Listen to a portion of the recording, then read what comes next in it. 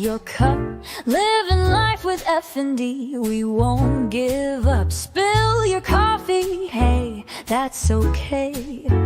We'll laugh it off and seize the day. Sip happens, but we're alright. With Sarah's mug, we'll win the fight. Science stories, laughs and fun. Morning chats for everyone.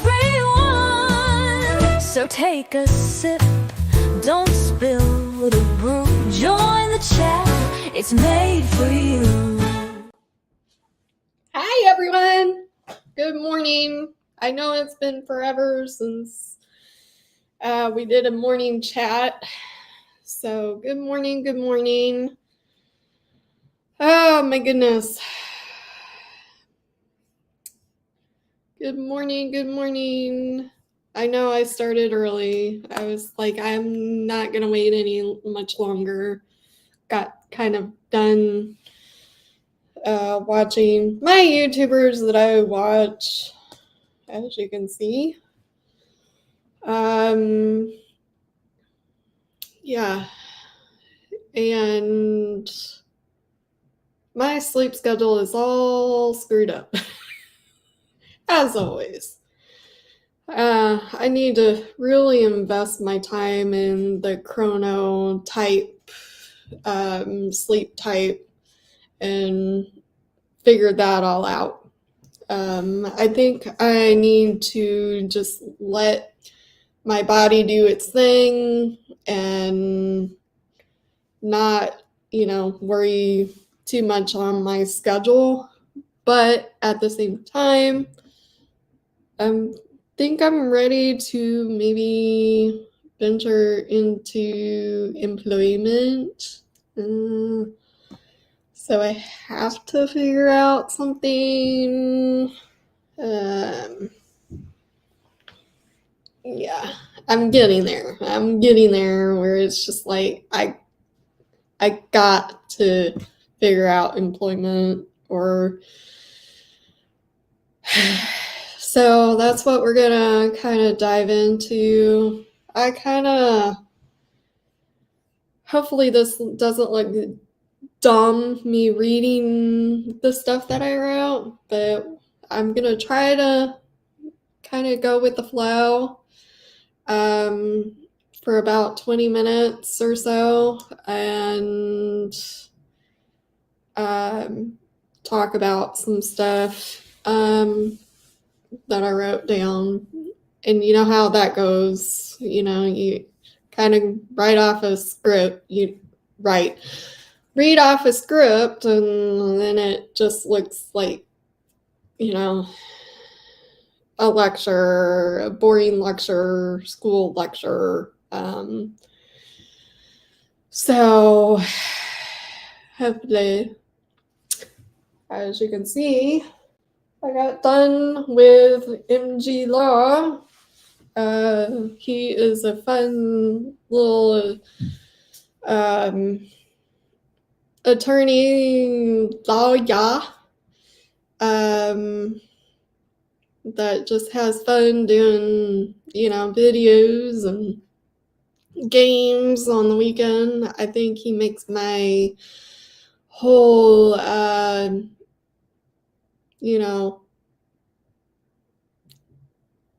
life normal again, and makes me believe that it is okay to stay up late,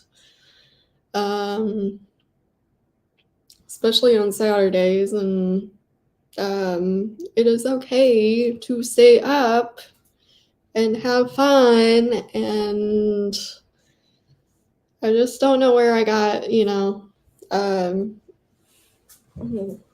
that mindset where, it's not okay to stay up late and you have to be on you gotta get up and be responsible and an adult and blah, blah, blah.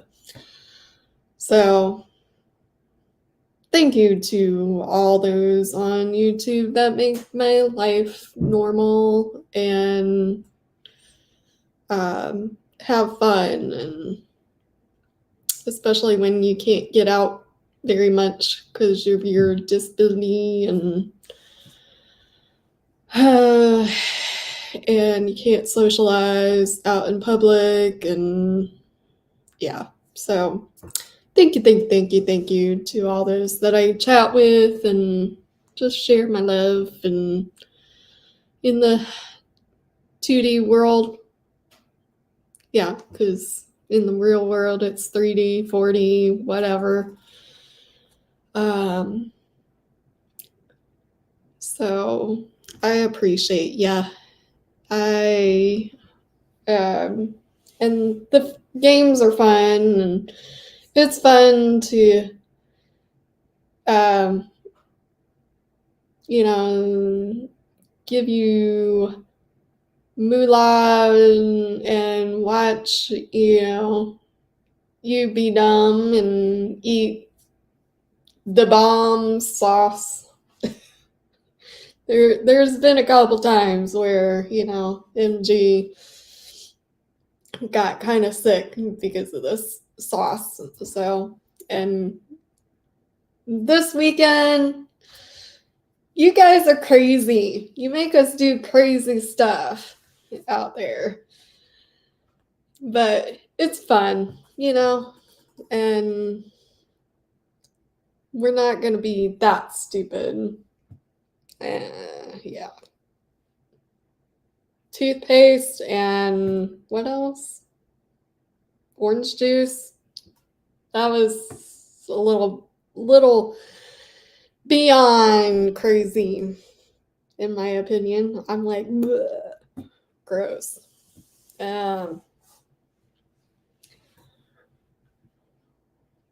What are some? So I'm not gonna share exactly what day my birthday is, but my birthday is coming up. Yay! I don't know. The balloons hurt. Whatever. I don't know. This thing is kind of crazy. It has a mind of its own. I don't know how. Thumbs up. I don't remember. There we go. Yay! My birthday is coming up in August. I am so excited. There will be a wish list specifically for my birthday. I might get a PO box box for you to send fan mail. I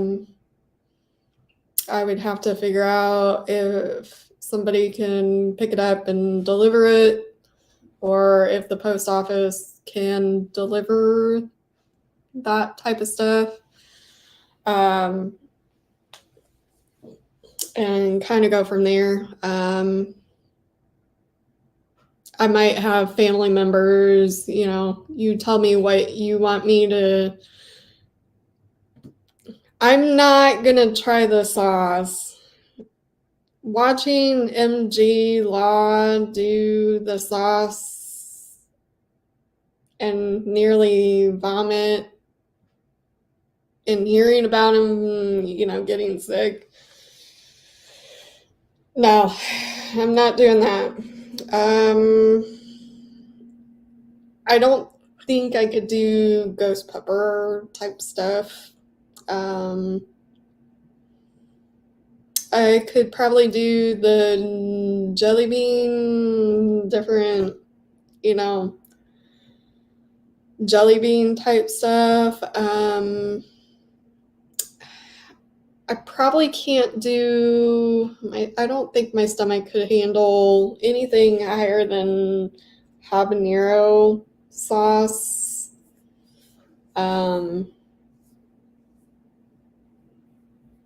I can do jalapeno pepper type stuff. I could handle that. What else? Yeah, you can buy me a coffee for my birthday. That would be great.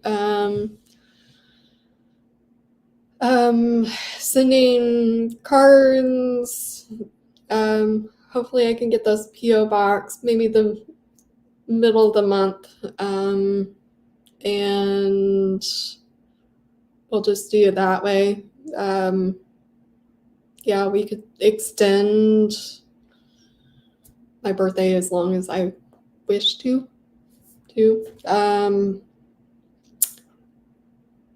So we could do that. We could do all sorts of stuff. So have fun. I'm already on cup number 2 today. That's how bad today. Literally yesterday, I fell asleep after art class, and I didn't get up until, I want to say, around 10, 11 o'clock last night, and then I couldn't go back to sleep. So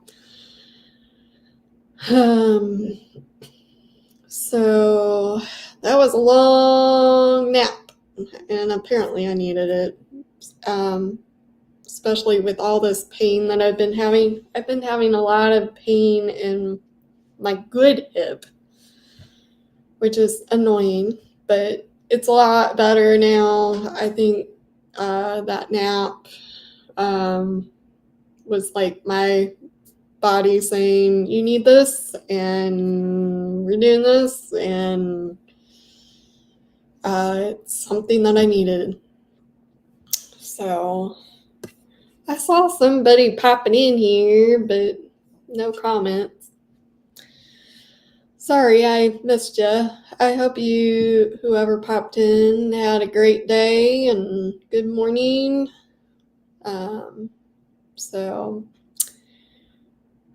Hopefully you pop back in a little later.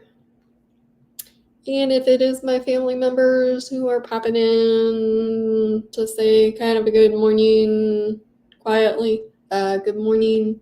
Love you guys. Love you guys, all of you. Like, I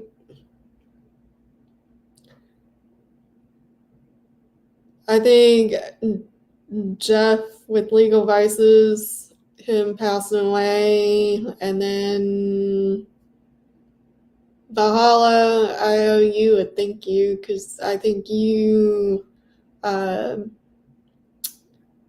like, go for it, you know.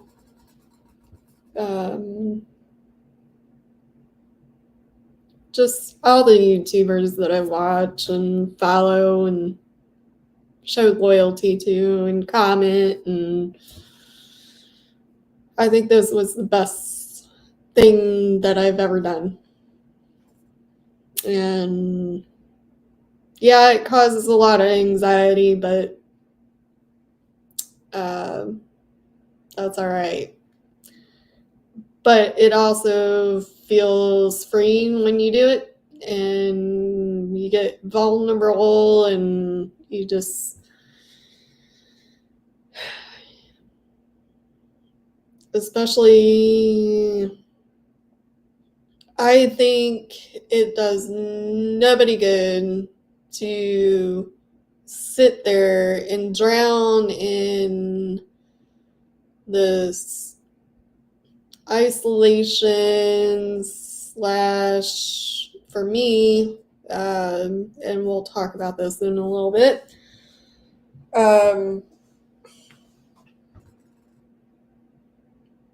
When it helps me creatively, you know, seeing other people do this and that and the other, and then that just kind of opens up doors, you know, portal, rabbit hole, whatever,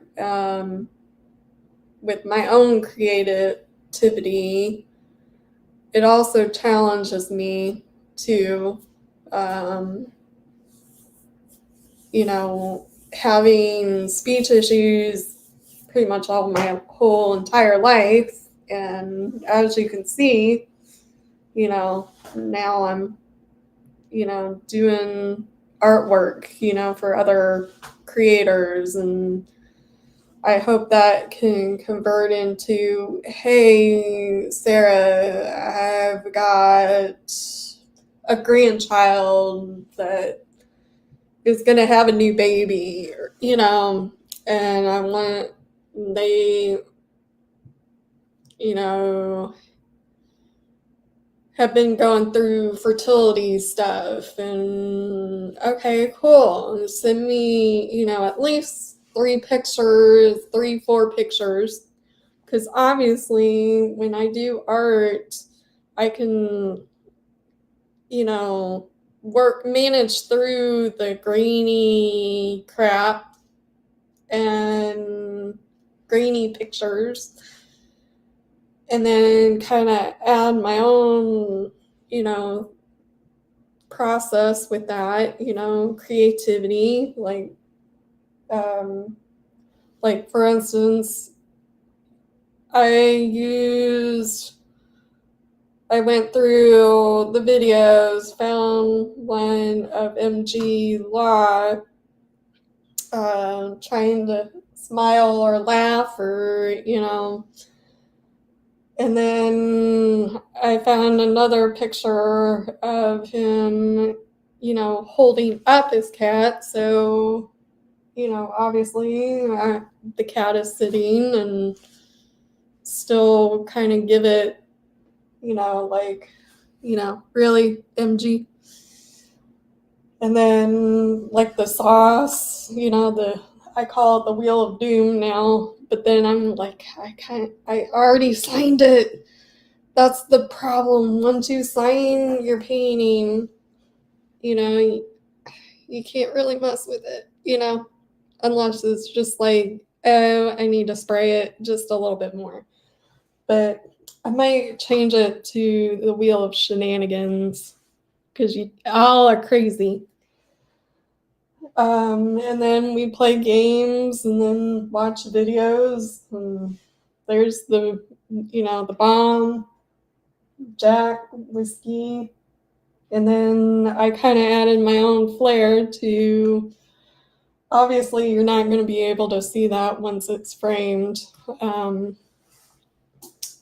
The bottom of the,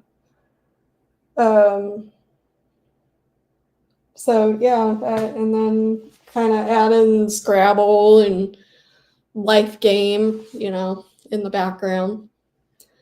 Obviously you can't really see it, because it's smaller. And I usually do acrylics, use canvas boards, because especially when I do 3D type stuff, I don't care for the stretched unless I'm like probably doing needlework or, that kind of 3D dimensional aspect. But I think it holds up better, and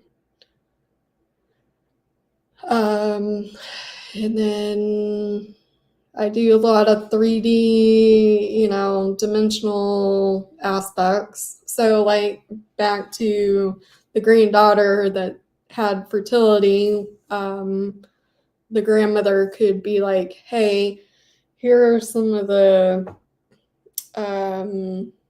pregnancy tests, fertility stuff, or I could find stuff and just kind of, without the urine, and then just kind of color in the lines to make it a positive pregnancy test, and and the grandma could send me,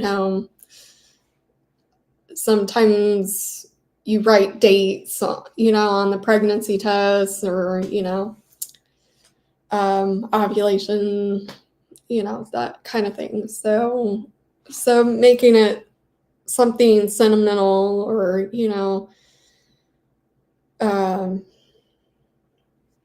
from fertility, pregnancy, all the way up to hey, I've got grandma's ashes, can you do something uh, memorable or something like that. I do a lot of wedding type stuff, personal and professional, more professional portraits. And then like family and milestones, like birthdays, sports oriented, graduation, kind of the milestone capsule type stuff. And so it's fun. And I'm excited that it's like turning from a hobby, like, to now I'm like venturing into business oriented. Let's try to make some money, which is where I'm getting at now. I'm having a hard time getting paid. And I'm hoping that, like these gifts can turn into, paid commission jobs, that's where I'm struggling the most, because now I'm like starting to do this,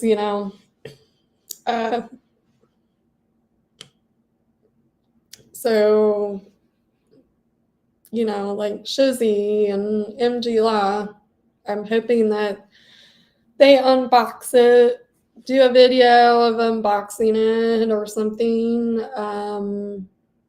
If not, then no worries. Displaying it counts. Writing me a review. There's all sorts of things you can do, to help me grow as a business. It doesn't necessarily need to be, in a video, or, let's say MG Law decides, I'm going to change my background. So he can be like, hey, I'm auctioning this painting off. I'll sign the back of it, or, you can sign the back of it or the front of it or whatever, and auction it off, or whatever, and maybe split the costs or whatever, or, you also, if you're a YouTuber and you find yourself in a predicament where you lose everything, and, auction it off, use the money, or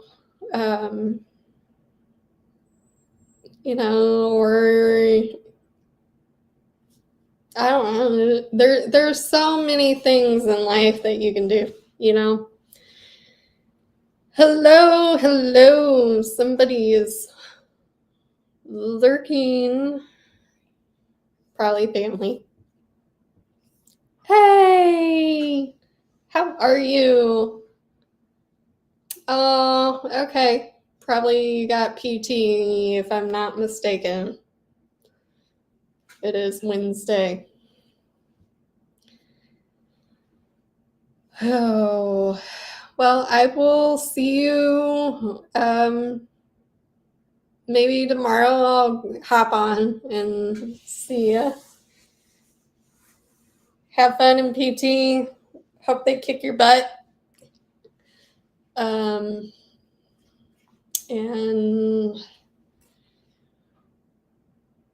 Anywho, hopefully Flash Fan will hop on here in a little bit. So anywho, I hope I can make this a business with the art. But I need your help. Like, getting the word out is so vital in any business. Word of mouth, word of mouth, word of mouth is the best, marketing thing. And I'm hoping YouTube, sharing with the world, the interwebs, and then having goofball that tries the bomb sauce and other fans convince them to do. You guys are crazy with this toothpaste and orange juice. That was I ain't doing that. No, that sounds absolutely disgusting. Yeah. Okay. I'm okay.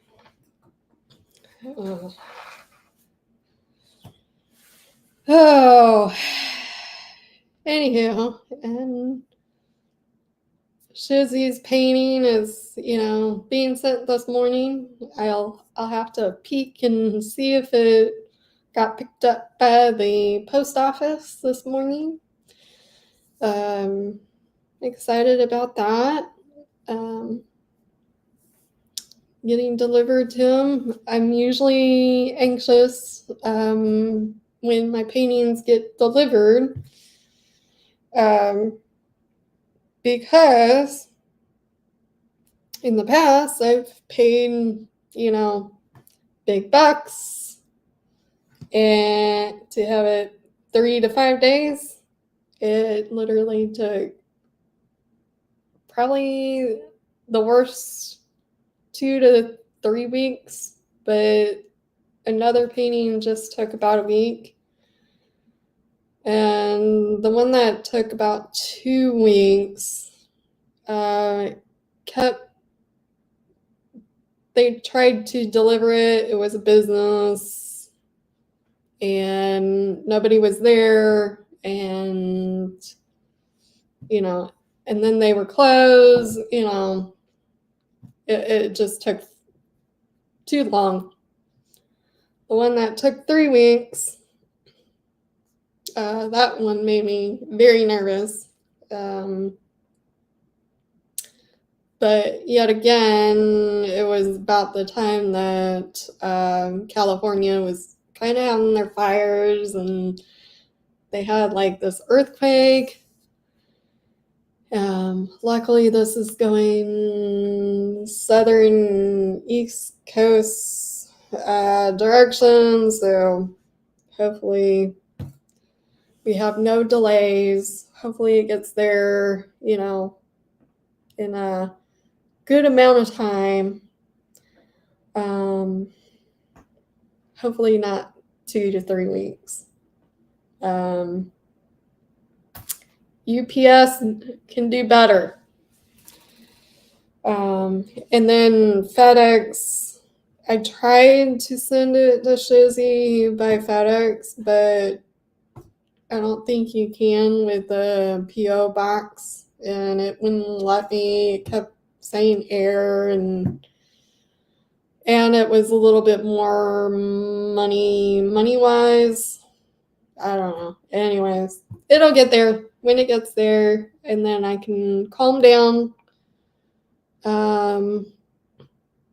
And if it gets there next week, then I will send MG Law's painting, I think, and kind of go from there. That way I can kind of do my own little marketing before, I send it off, which is what I should do. Anyways. Oh, this is a lot of fun talking to myself. Wakey, wakey, everybody. Sorry.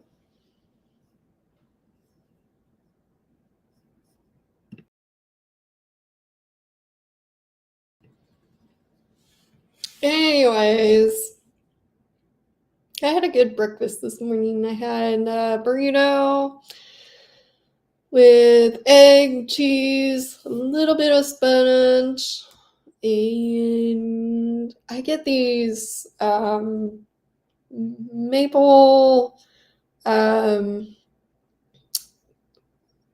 think they're either chicken or turkey sausage, and they are so good. They are so good. And they make the house smell, like breakfast for a couple hours. I think they're called good something. Good day. I don't know. I'll have to look at the package. I'll post that in the comments below if you're interested in and you eat, chicken sausage or turkey sausage. Check the comments later. I won't be in any rush because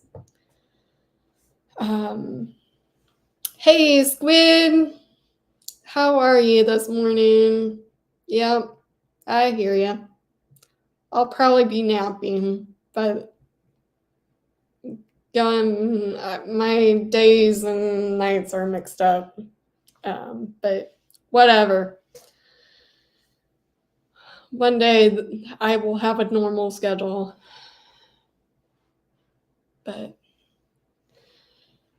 anywho. So I had that. Had 2 cups of coffee. You would think that I wouldn't need to nap, but I'm already tired.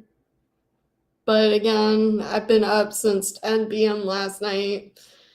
But before that, I took a literally 10-hour nap. So whatever. But prior to that, you got to remember, I was in a lot of pain for a couple days.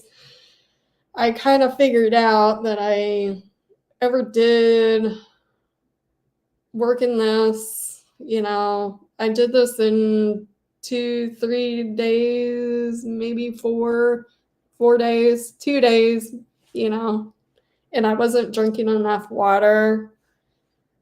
And so I think the dehydration, not realizing it, usually this is all full of water.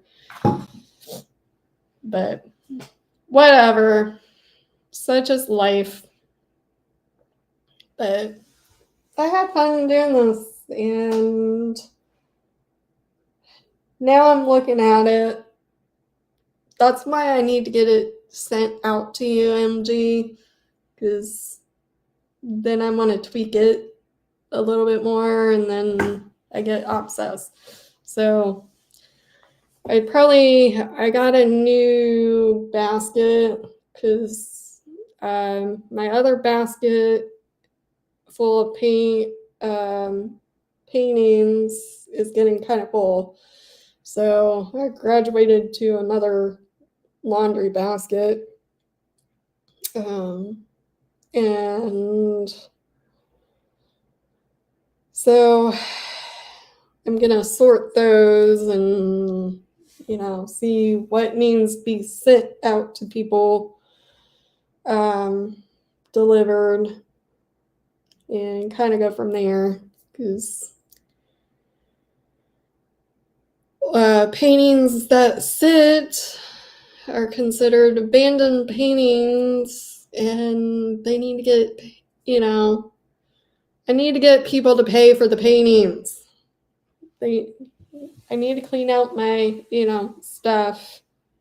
I need new paints. I did get, I had to get tape, boxing tape, because that was the delay on Shizzy's painting.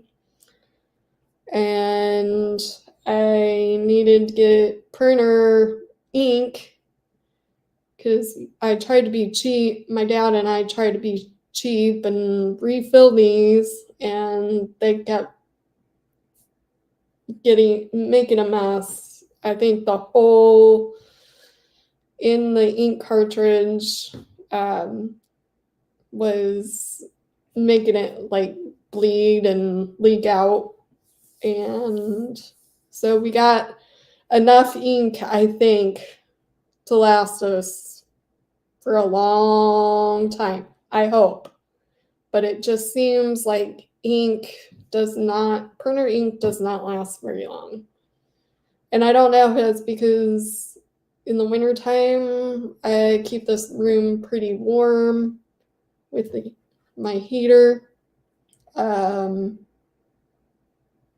in the summer, it gets kind of toasty in here. So, and then I got skin tone paints, which I really, really needed. But man, I really, really wish Elmer's did not discontinue their paint markers.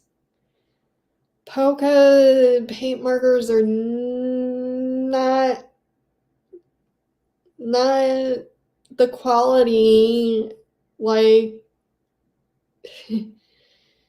Elmer's painter's markers. I need those. So if you run into Walmart and you're shopping it, don't go out of your way. But if you find them, and once I get my P.O. box fan mail set up, please send them. Or if you find them on Amazon or wherever, Joann Fabrics is kind of closing. Hobby Lobby, Michael's, please collect. I need the black, white.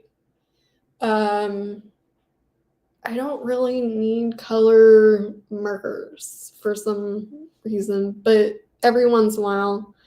And I've learned to use the Sharpies, and I did find that Sharpies had a 60 pack. Sorry about that.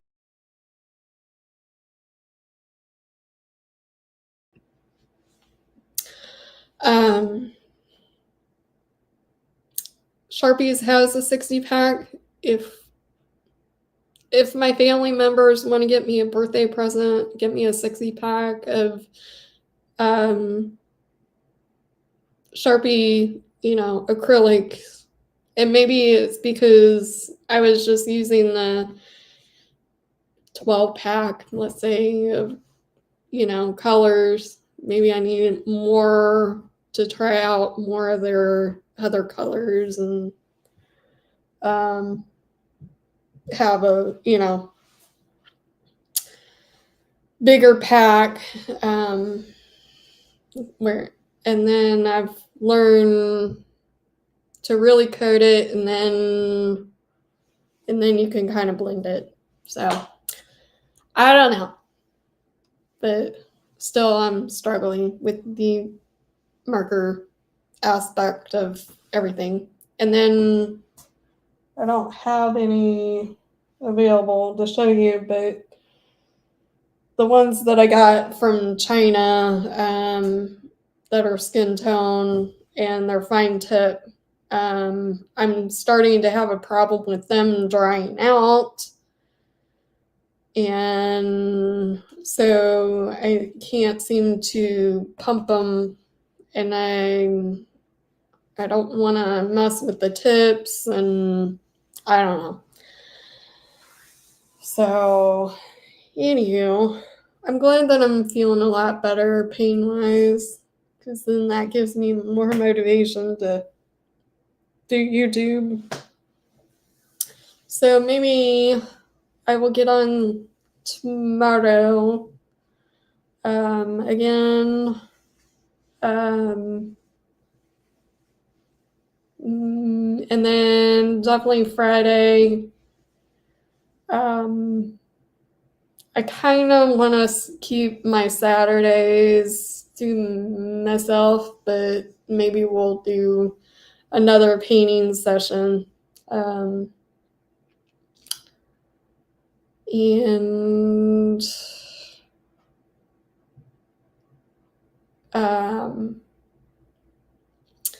gotta say, Legal Vices, I don't know. I didn't know him. I enjoyed watching his videos. But I think he's impacted a lot of people in this community. And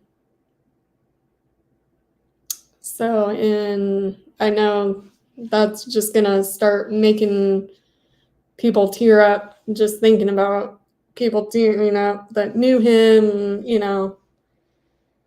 watched him, collabed with him, kind of tear up, and then I'm gonna tear up. So with that being said, I think he he would have, if I had messaged him and go for it, and then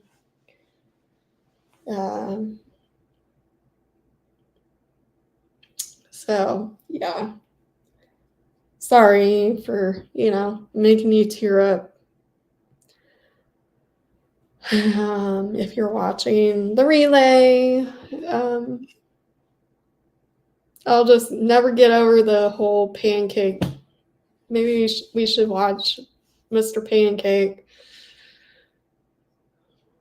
That was probably my favorite moment with, watching Jeff show us all Mr. Pancake. Hamsters in the pants in Ohio. Maybe it's because, I have a bunch of family in Ohio. I don't know. It just was probably the best video. Although he finds pretty funny videos himself. Oh, anywho.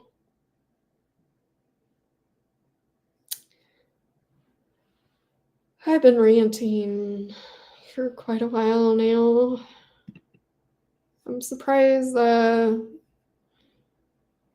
Flash fan, wherever you are, probably sleeping, which is all good. Sleep, my buddy.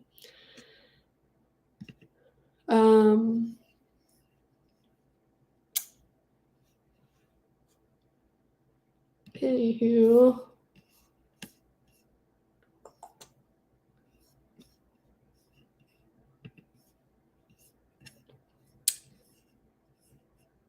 So we're coming up almost 2 years of dealing with.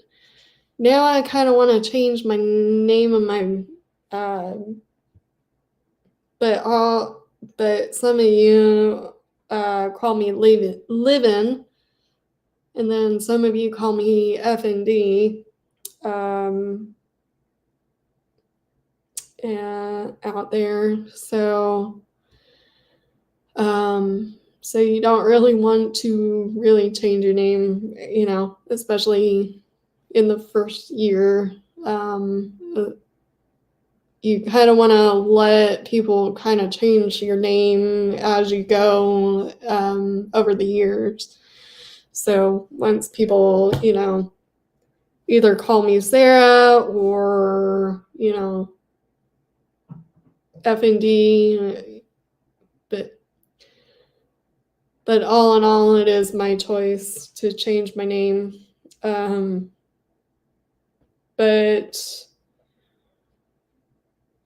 I will say now that I've written this little blog thingy to kind of keep me on track with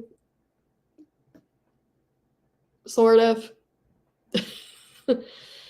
Now I kind of want to change it to F&D fiasco, because it's been 2 years for me, 1 year for you guys almost, because I've been doing this since January. Dabbled in it a little bit before that.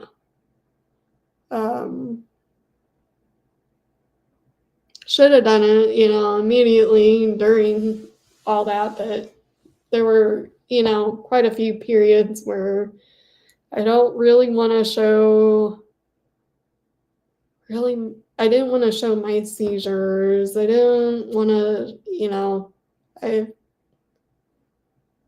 I don't know. And the best way to do that is like, you post it on TikTok, see what action happens, you kind of forget about it, and then see how many views. I should have turned off the comments, because I knew for a fact, being an entrepreneur, that people are going to make just ridiculously idiotic comments. But at the same time, it also makes you thick-skinned when people do make judgments like that. But people, think before you speak and write stupid shit. I know that we're not all perfect either. I'm not perfect. Good gosh, little kids are so funny, especially when they learn adult things, especially mental health things, and they go around, and I'm not going to say I'm not, bipolar. If I am, whatever, such is life. I think a lot of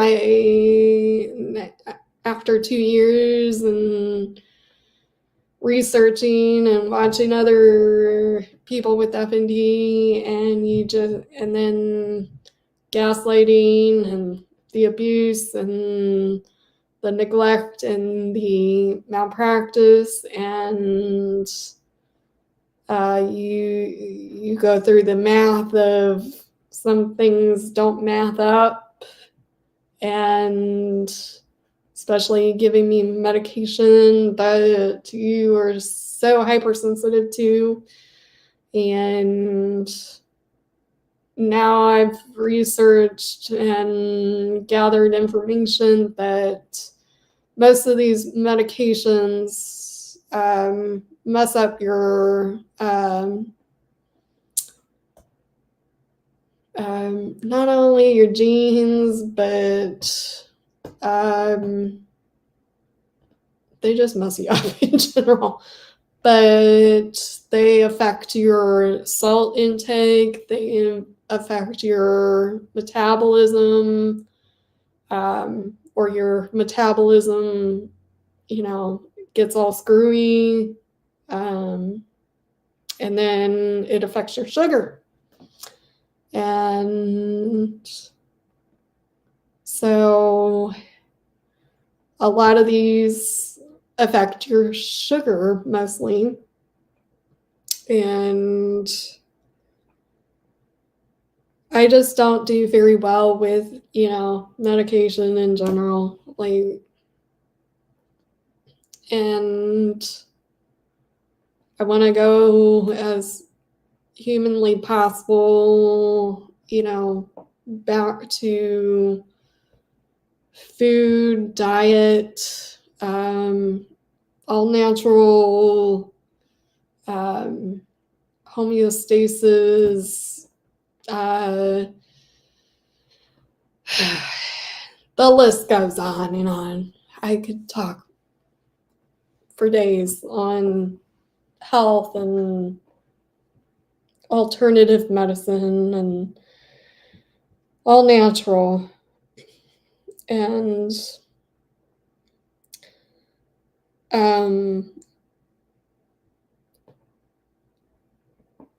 people need to stop gaslighting people.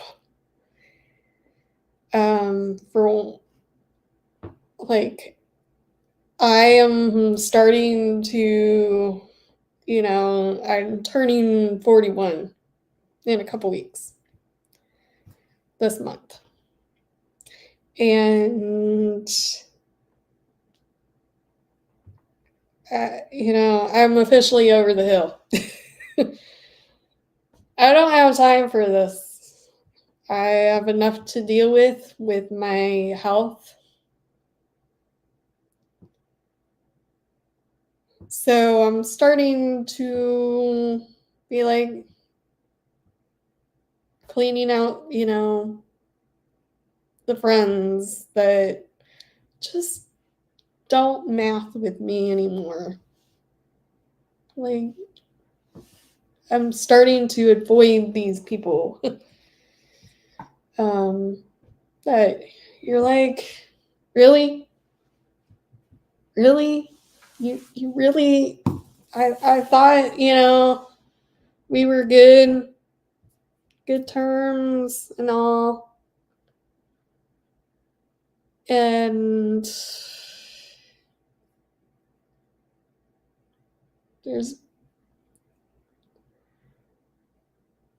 I just think before you speak and you write stuff. I mean, like I said, and if I ever made you feel in some fashion like, what the heck are you, whatever, life goes on. I truly apologize. Never my intention. People make mistakes. Maybe later down the line, these people, we can reconnect and, things are good,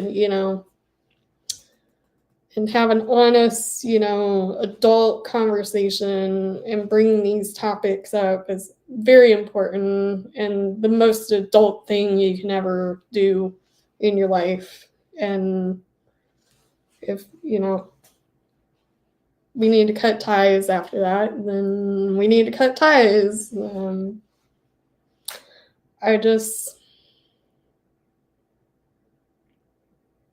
I think it's time to cut the ties with certain people. If it's temporary, cool, If it's forever, it is what it's supposed to be, I'm tired of the toxicity in my life. I didn't realize I was letting, the toxic people, run me over and gaslight me. And I've been doing a lot of thinking lately, like,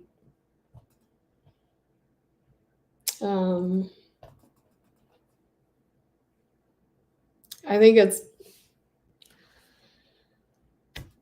just important to do that in all aspects of life. Life grows and moves forward when you don't have the toxicity and you have the people and the support that make you grow and move forward. And be yourself and have, live life to the fullest. So, like, I was talking about business the other day and how I've been slowly, and I mean slowly, just F&D, there's going to be always setbacks. You take 2 steps forward, you take 2 steps back, take 5 steps forward, and everything halts for days, weeks, months, whatever. The F&D is, made me realize a lot on life. Not only how precious life is, but also, how important, things are in life, and how short life is.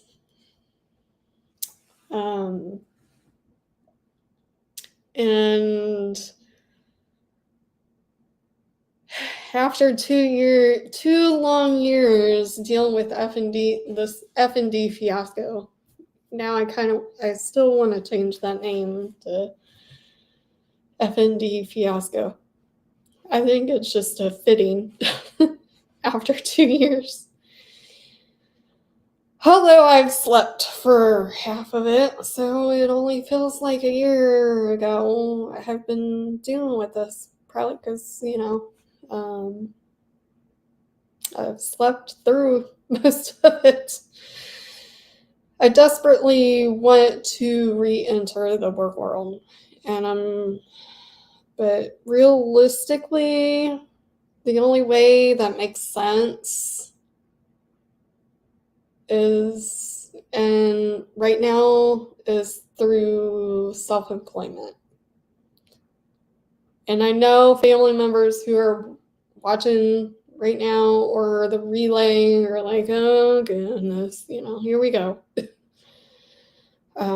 It's hard being self-employed. It's equally hard as an employee, to be honest, and especially somebody that has a disability. But this way I can create my own schedule, and I've been doing this, with the art, technically, kind of doing my own thing, rehabbing, using art to rehab, trying to, make a little bit of funds on the side, and then work around potential flares, and without risking a whole flowing F&D crisis or fiasco. I can kind of be my own boss, not have to, have anxiety to make sure, I'm up at 8 a.m., and my employer knows that today's a flare day. Sorry. And knowing me, I would have, a work buddy, bestie that helps me take care of all, my shit. Or I'm having a supercalifragilisticexpialidocious day. And that's surprising that I can say that with F&D. And I hope I say that all the way through right. I think supercalifragilistic. Now I'm going to have trouble saying it now that I'm thinking about it too hard. Then I'm, feeling like I'm going to disappoint everybody because I can't be there at work, or I half-ass, and do, a hybrid. And then I just want to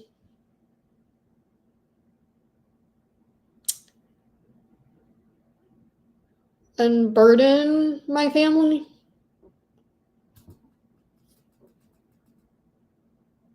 Get off this limited income someday. If you get what I'm getting at without trying to pry. I have a family member. When I say that, I tend to tear up and get emotional because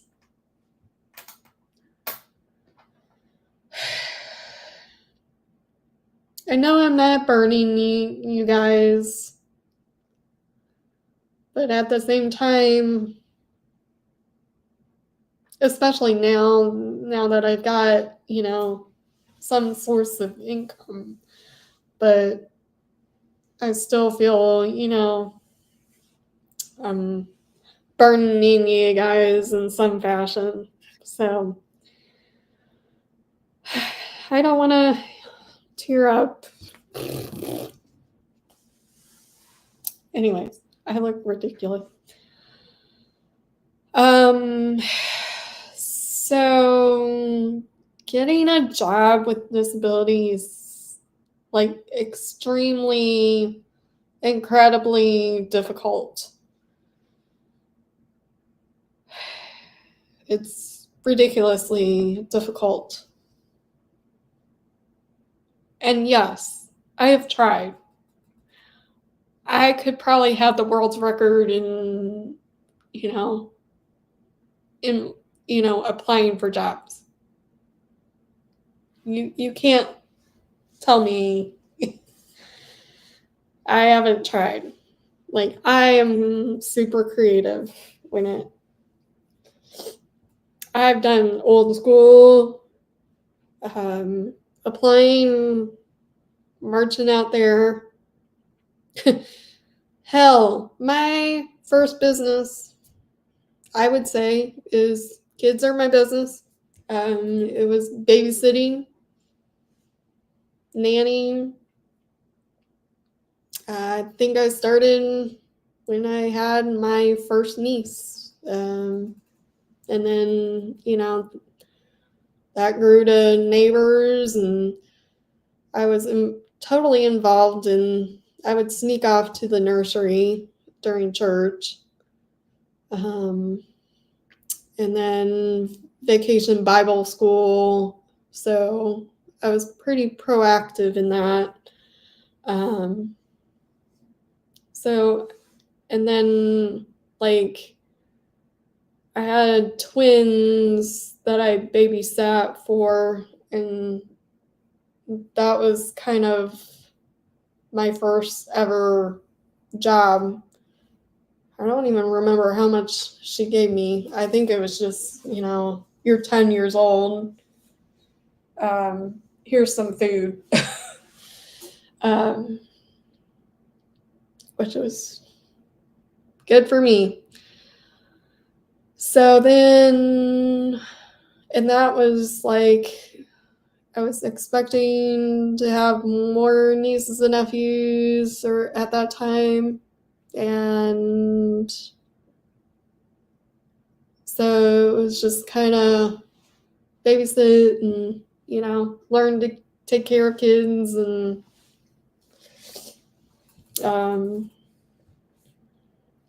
then kind of go from there. But that was my first business, and then, that turned into their friends and neighbors and church and vacation Bible school and my friends, and yeah. And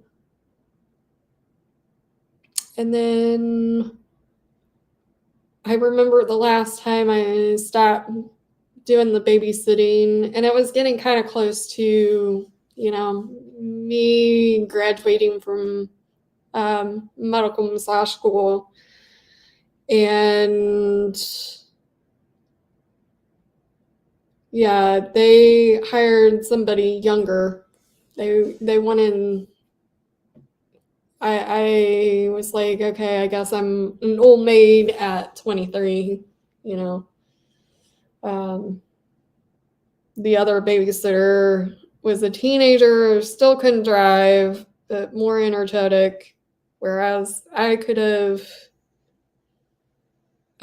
driven them to, school and, yada, yada, yada. So, and then, no, I take that back.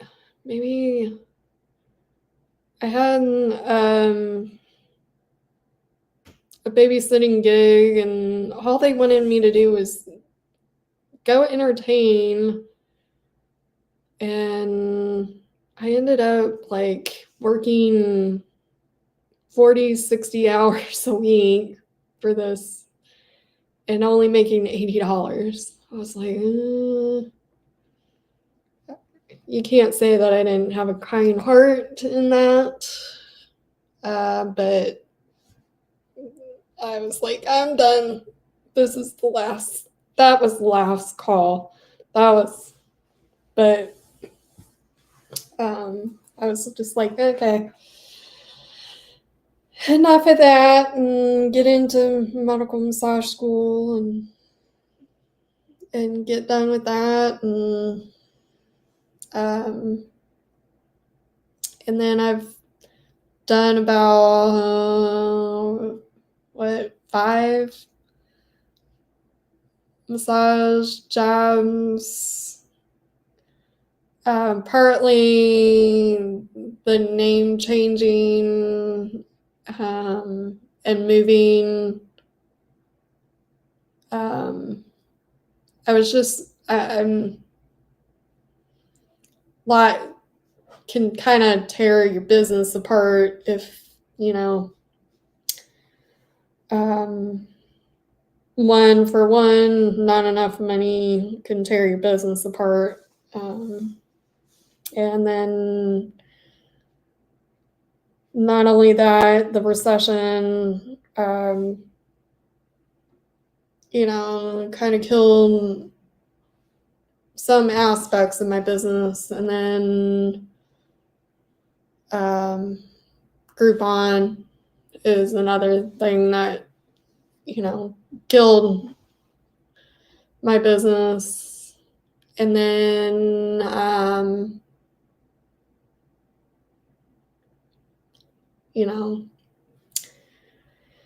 then the pandemic, had to shut down for that, and then this F&D stuff, put a halt on that. I'm hoping that one day. I was really, really, really trying to save my hands, my arms, my strength. It's very quick that you can lose your strength. 20 years and 2 years. And that was hard because, and I thought that in the hospital, like, saved my arms, saved my strength. And just looking back, they didn't care, you were just another Jane, in rehab. Nothing like lining people up in the hallway to do rehab in wheelchairs.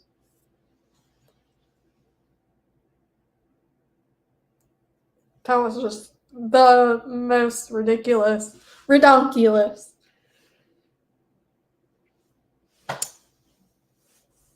Seeing that, and then just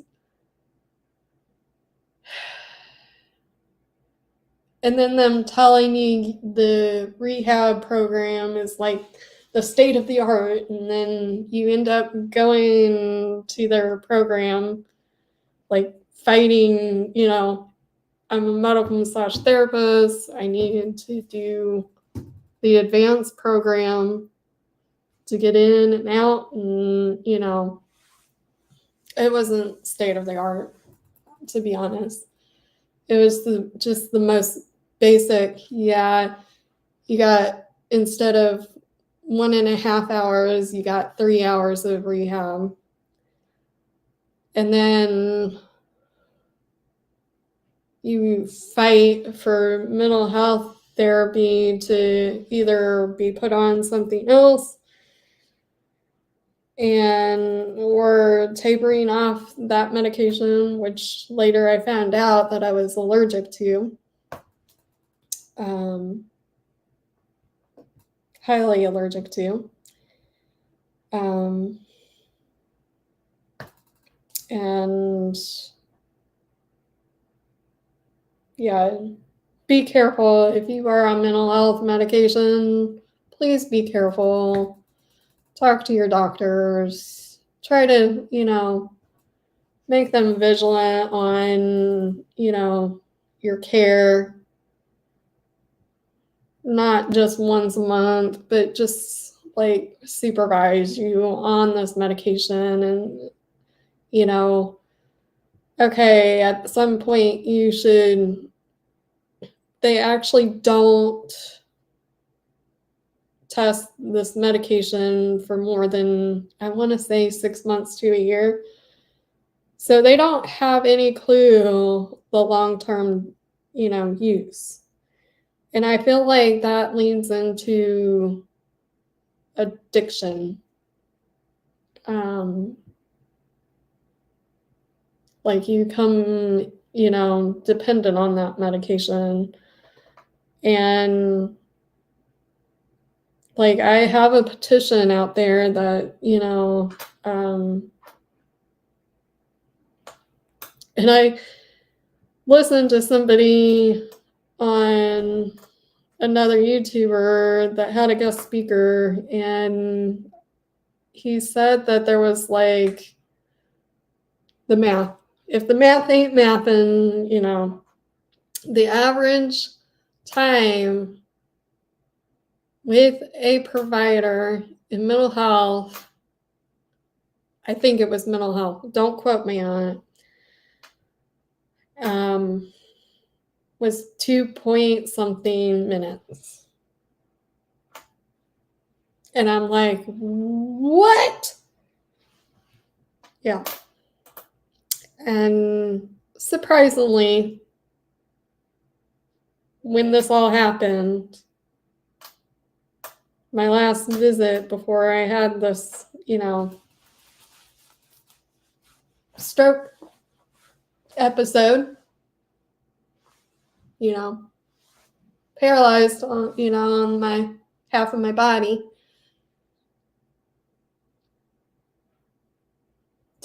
it literally was, I felt like it was like 2 minutes with the doctor. Like, how's it going? Good, I think. Can I, do a microdose of medication? You're an adult. You need to take adult doses. We can't do that. And this is when I was like starting to feel numbness, biting my tongue over the night, questioning psychologically, yeah, something ain't going right with this medication. And I can feel it pretty quick. So I'm speculating that I had a seizure in my sleep because I bitten my tongue. Getting numbness, something ain't working on my one side of my body.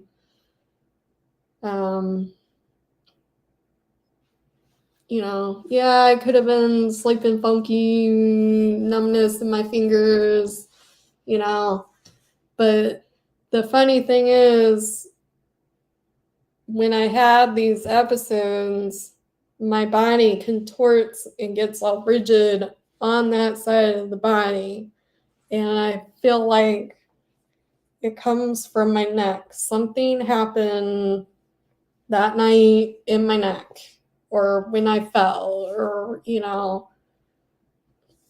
so, and when I have these episodes, I can feel it in my neck. No, it is not from chiropractic.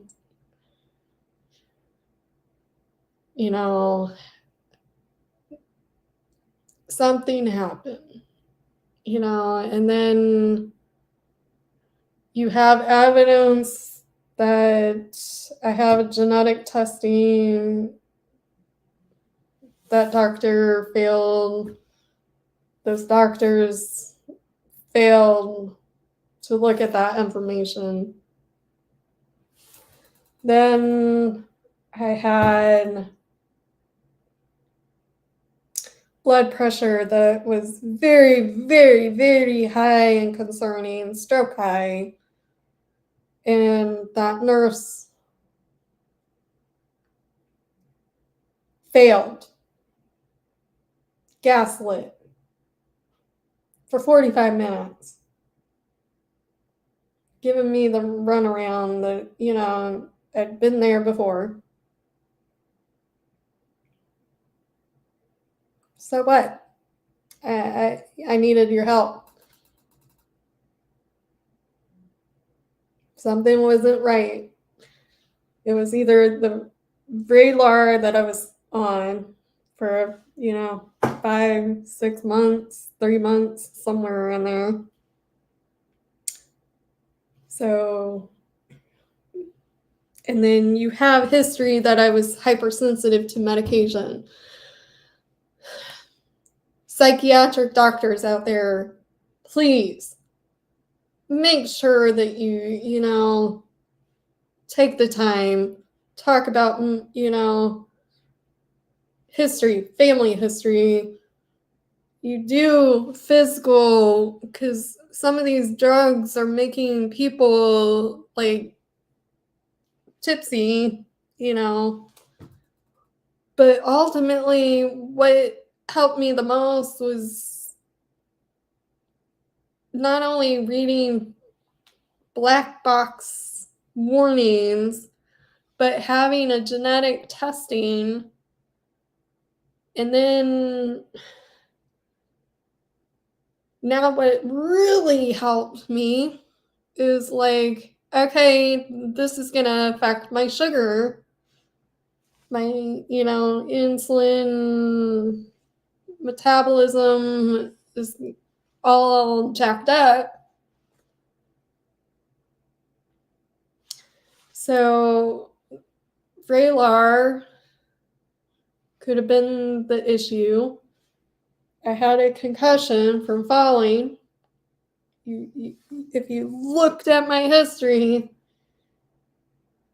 you would have said, okay, here's the plan. We're sending you to the ER. And then it should have happened that night. I shouldn't have had to been like thinking months later, after all said and done. I shouldn't have had to. I should have called 911 that night, that very first night. Should have called 911 to have them come and get me.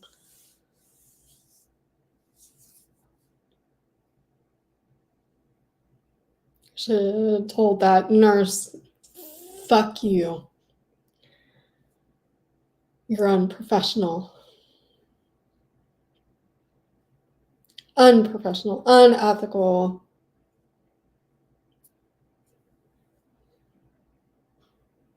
I should have just gone to the ER.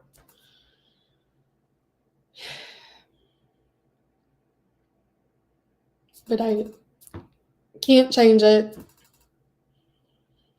Can't change the past. But if I can help people out there prevent this shit, because sometimes I'm like, it feels like after all this research and watching YouTubers and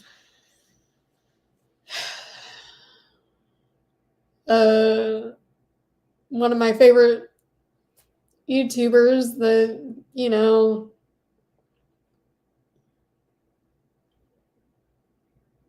that is coming out, you know, about psychiatric, and then being part of YouTube, collabing with YouTubers, you know, that are kind of saying the same thing and tapering off these medications was, you know, and, you know, you have to be careful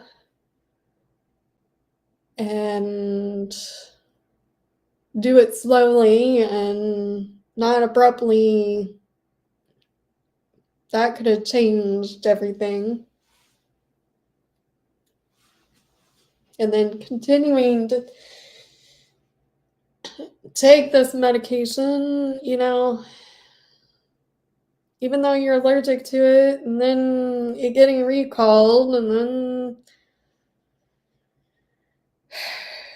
but then you're like, I want to be careful, you know, and then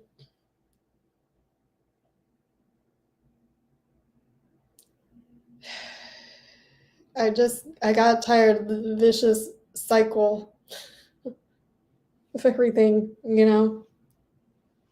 Start fresh. Anyways. So if I can help people out there, advocate, help you, you know, in any way, shape, or form, I hope I'm helping people out there. Gotta be careful, you know. Like I don't trust healthcare anymore. I don't trust doctors anymore. Therapists, psychiatric,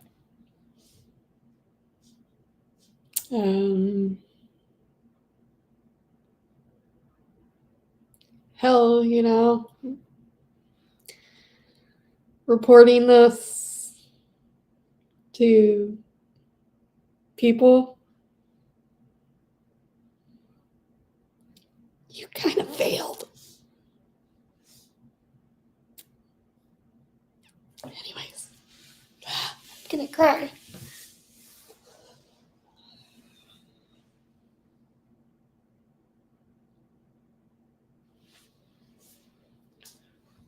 Talking about reporting this to specific people that could make changes. So it's kind of really important to sign that petition, and that is in my links. One, to change mental health, making requirements a little bit more, you know, more time with your provider to talk, you know. Yeah, you're going to have appointments where it's like, is there anything else that you need to talk about? You know,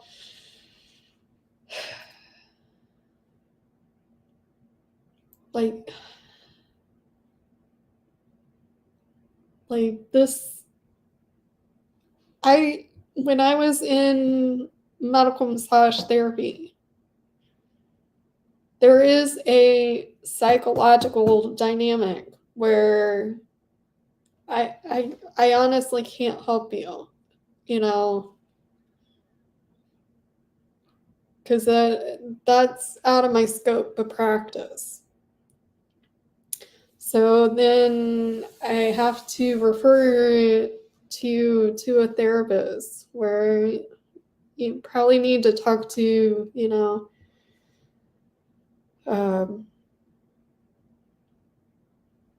to somebody, you know, about these problems, because it's all in your head, you know. I'm not saying it, you know, you're dreaming it up.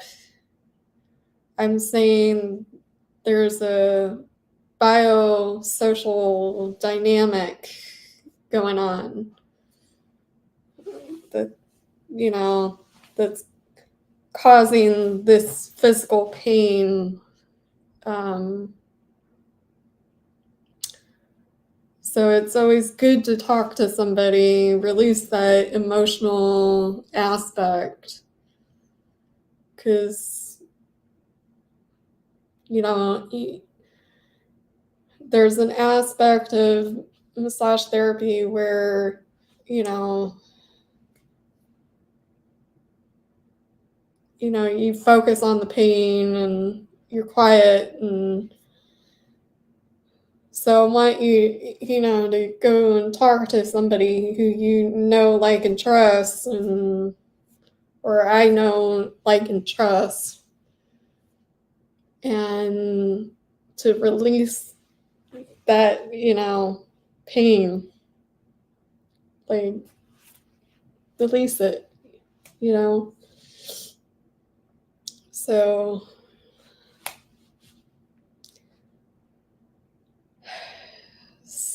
yeah,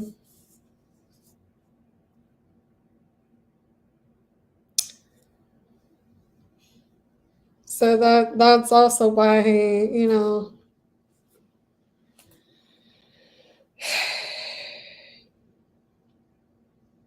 anyways, back to my little gambit. But if I work for someone else, I'd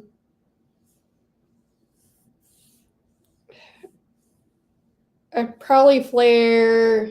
Oh, I talked about that already, I think. The US is, most employment is at will. And so I know I don't have to, like, disclose that I have a disability. Apparently it's obvious now that I have a disability, especially when I have my walker with me. Hopefully I can leave it at home for jobs, but by the way, you know, I gotta leave this walker at work, you know, just in case, or hide this, you know, just in case I have an episode. So, meaning the at will means that an employer can terminate you at any time for any reason or no reason at all. Yeah, sure, there are laws that protect, you know, people with disabilities, and, you know, reality, there's gray areas that are of ignorance and subtle bias that can still run rampant.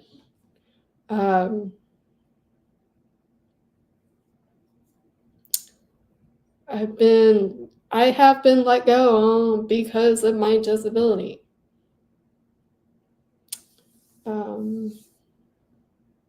Like it was invisible disability, but it still happens. Getting a job with a disability is incredibly disheartening and difficult, and both. Yes, I've tried. I've tried with vocational rehab and other job programs, but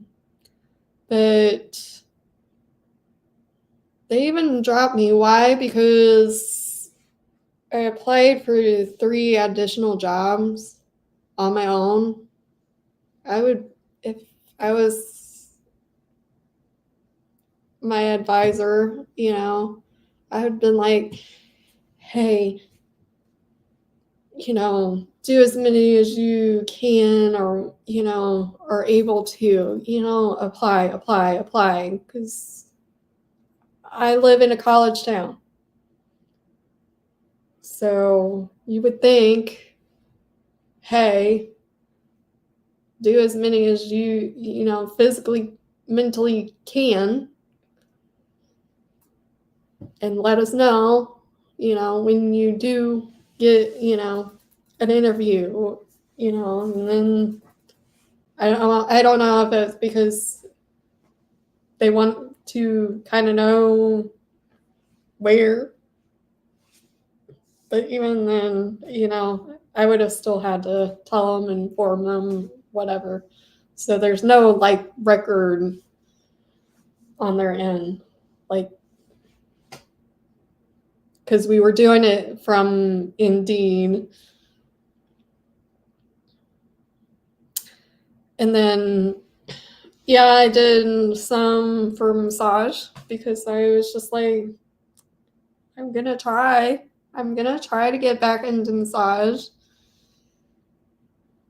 Even if it was just an interview, and then, be like, I found something else, because of a flare or whatever, or fear or whatever, or, all of the above, where I'm like, am I ready for massage? And is it ethical yet?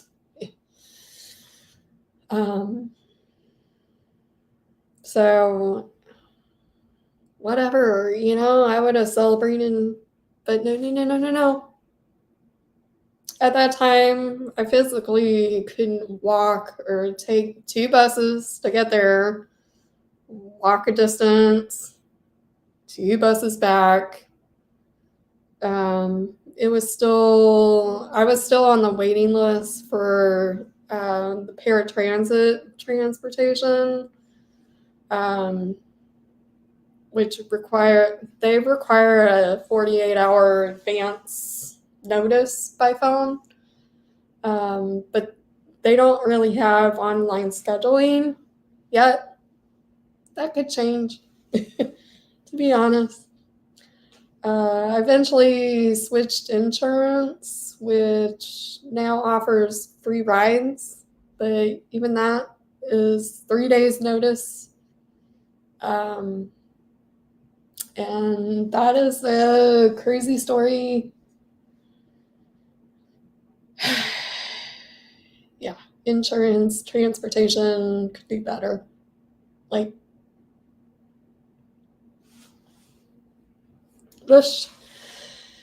Having a disability,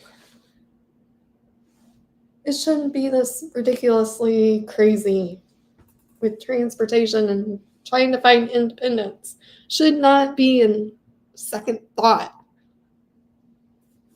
It drives me crazy.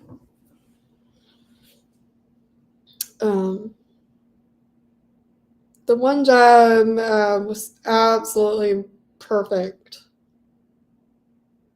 but the manager would not call me back because I had to call the bus in they needed 30 more minutes, just 30 more minutes, and called them back, and it took days, and my ex-coworker answered. So yeah, I knew it wasn't gonna, I know it wasn't gonna last for them. I should see if they have that opening available again.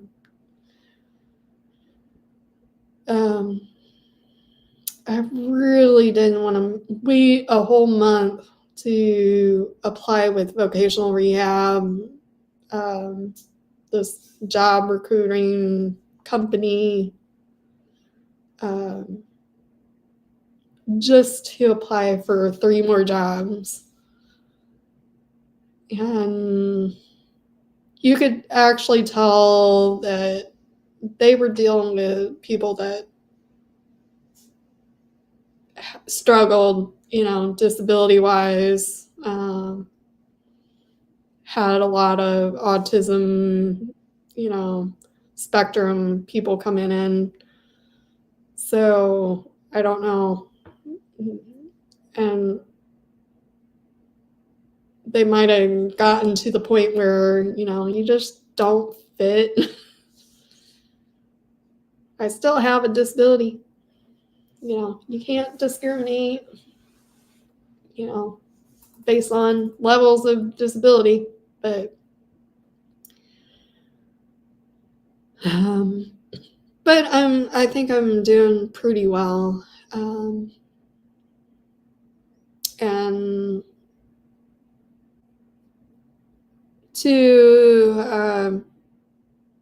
at that time, I was still waiting, I think, for Lyft, or no, not Lyft, for my disability benefits to, get done.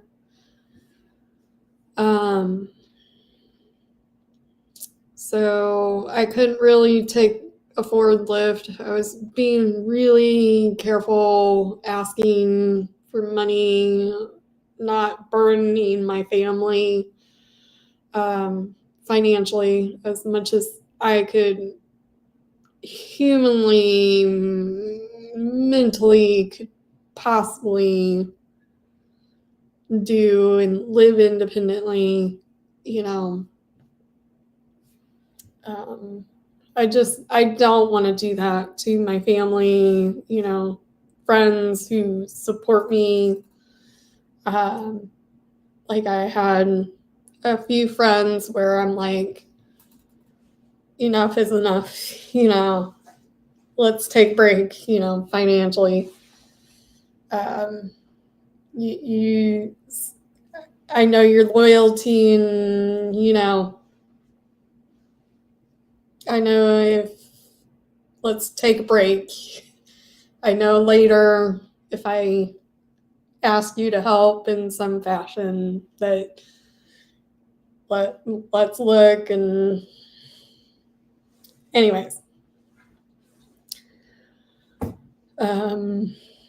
that they would hop right in and help me, to some extent. I don't expect it, but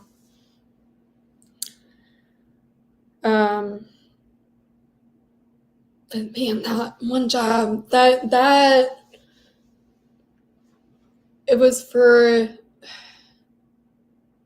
I think they wanted front desk person, and that was actually next door to my old office. That could have expanded back into the massage world, but anyways, sorry this is quite long, and I've been, good Lord, I talk a lot, and I'm sorry if I'm not paying attention to you. I'm kind of trying to stay on key here on the stuff that I want to talk about. So if anybody is chat amongst yourselves. I will take a break here in a little bit, and then we'll continue. But that was then. What else am I going to talk about? I just find it funny that they hired ex-coworker who is a teenager, literally, and coming from working for somebody that there was like no communication, willy-nilly. It was just driving me crazy.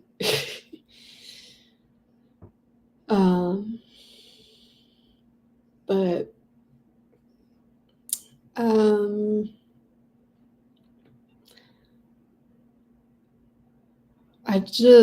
I didn't want to wait for a whole month to reapply, and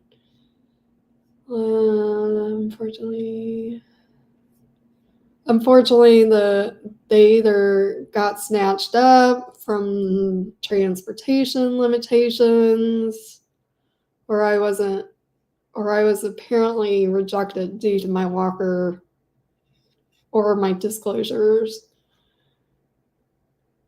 There was another dream job that I just felt like they scheduled a meeting. They abruptly interrupted my interview to have this like meeting that they had already scheduled. Yeah, I think they were a little concerned because I had a walker, I had FND, disclosed that, and being a massage therapist and working alone. So I felt like there was some discrimination, and that was the one that I applied on my own. So that was unfortunate. And it could have been a dream job. I could have gone far and wide. I didn't have to worry about, scheduling, kind of do my own thing for a few hours, then and I think they were also probably concerned about transportation because I would have to work at the other facility. And it just seems like nobody wants to hire me because of the transportation issues that I have, which, and it's not like, oh yeah, I'm having transportation issues. Can you help me? After I get the job, it's like, hey, I just want you to be aware of these issues. I really rather work for somebody that, hey, okay, we will, help you with half of the transportation and then you cover the other half. Because it is a huge expense if you think about it. You get minimum wage and I think also it's because I have to be really careful how much I make also working for somebody.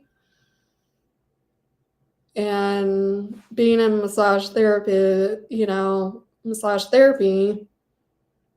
I could, work 8 hours a week and can only work that much because then I max out, you know, and then you can only make $2,000. So if you have benefits that, let's say they give you $800 a month for benefits, well, you can only get $2,000 a month. Your benefits included. So, you know, there's a lot of math. A lot of math. So let's say, and you can't go a penny over that $2,000. So that leaves you with $1,200 a month.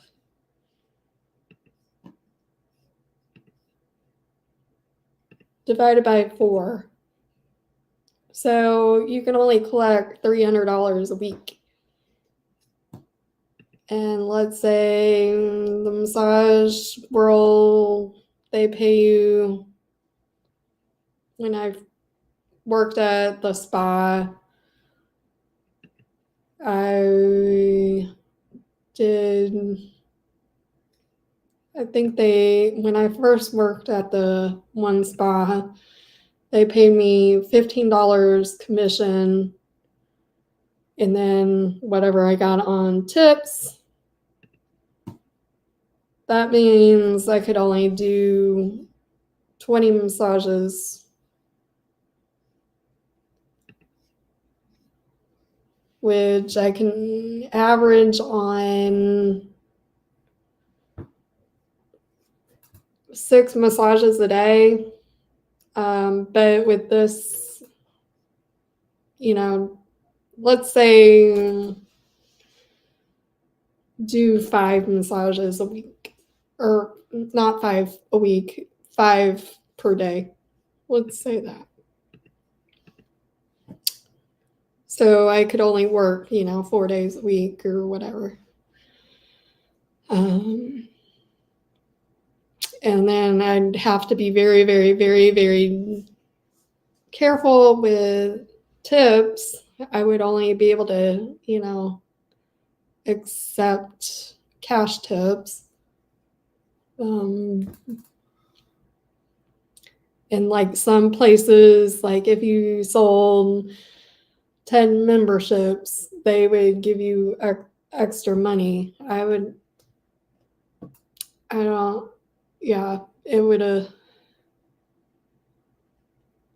wouldn't have worked. And a lot of people, oh, you should work at that franchise, that's or this franchise, and I wouldn't be able to do that. So, anywho, gosh, you guys are kind of quiet today. I just looked to see if anybody came in here. Gosh, I've been talking almost for 2 hours. Sorry about that. Ranting and raving.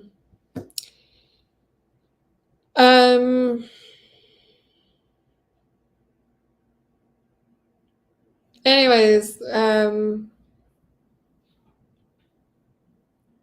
but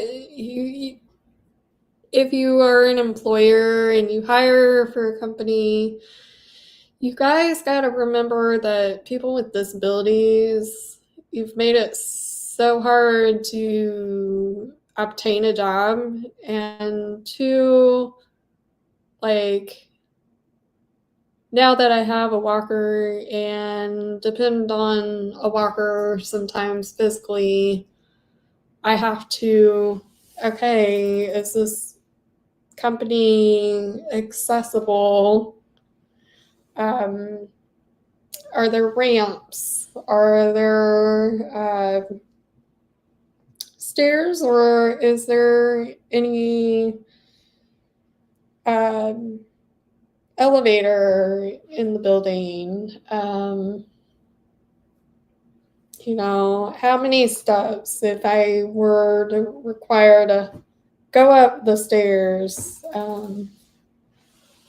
Is there any pushy button to get in the front door? Because some front doors are heavier. Even I've explored, places, okay, how heavy is bathroom doors? Is there, accessible bathrooms? You know, and thank goodness I have the world's bestest friend out there. Love you, Chica. If you're watching, she's blind, and I think that having a blind friend who keeps you realizing what needs to be done, online, or, making sure that, your business is, accessible. So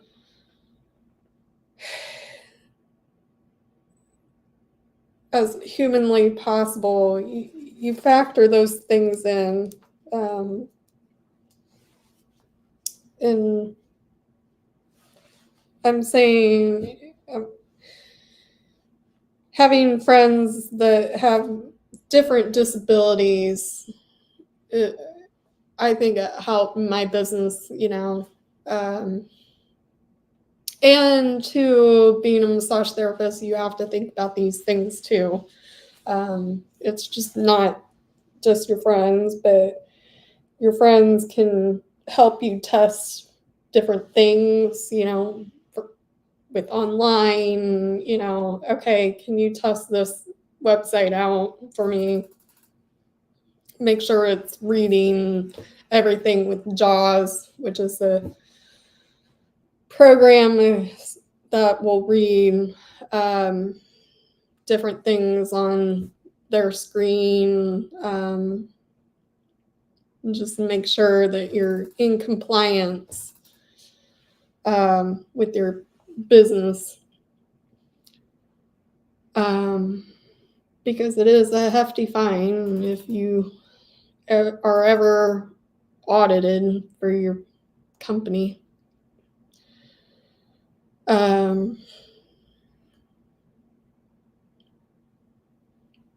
Anywho, and that's the other reason why I was like, when I first started my business, my practice, it was not accessible. And I think it took me one patient to make me realize, okay, we need to maybe be on a main floor. And it's hard, if the place is the cheapest and you really, really need to start making money, it's really hard to find places that are accessible too.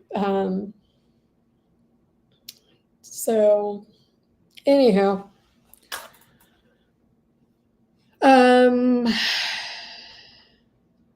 so back to what I was saying, from checking the building and then making sure the job duties match my capabilities, which I've got to give myself credit, and you got to give me credit. Owning your own business at this point, after 20 years of doing this, and doing different things, I think I can do it, even with, F&D. I think it's more, I'm scared to get back out there. Financially, I don't really want to lose my benefits too, because I have something to rely on, and you gotta really be careful,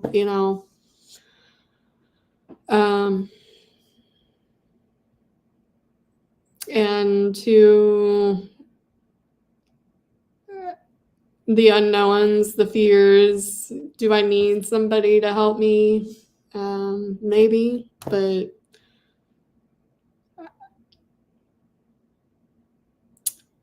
I think it's also that I know my abilities. I think I'm creeping up on that point where I'm like, enough is enough. We're going to go out. We're going to, attempt to do this. If all else fails, so be it,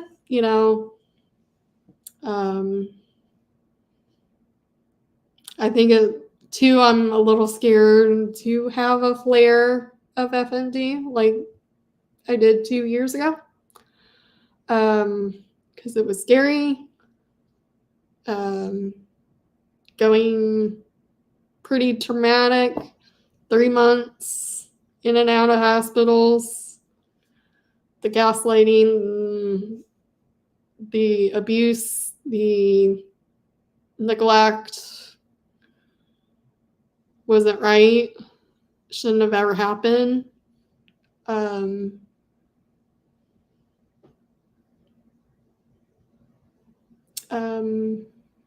So I am asking my family out there, my support, let's try to make this happen. Invest in, invest in me, give me that hope. I'm done with the gaslighting.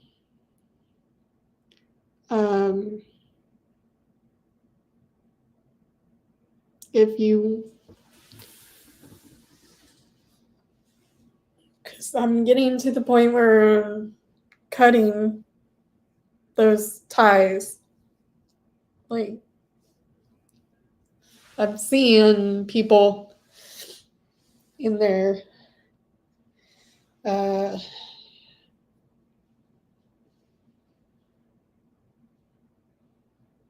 And I used to not be like that, I used to give a lot of faith in people. Like, let's go. But I really, really need people to start investing in me, whether it's art. Let's try massage.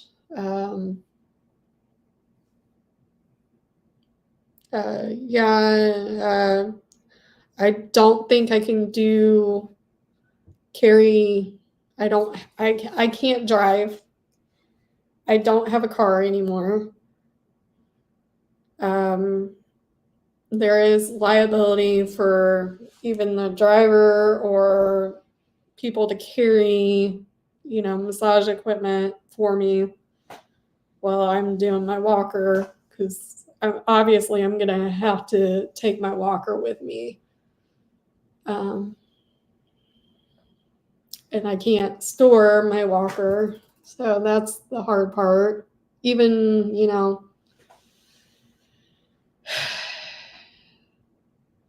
that's probably the hardest part is, relying on this damn walker.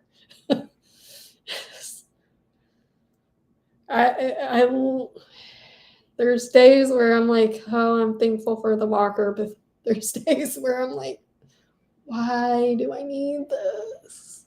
Why do I have to carry this? And then I don't use it.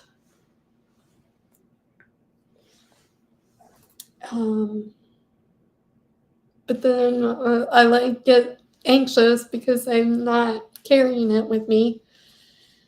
So it's hard.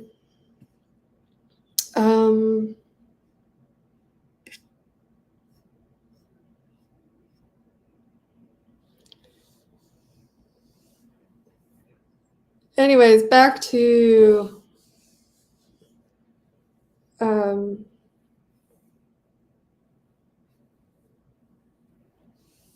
I know I'm not required to disclose my disability. Either way, it somewhat gives me that subtle, opens that door just a little bit to see if the person is gonna discriminate.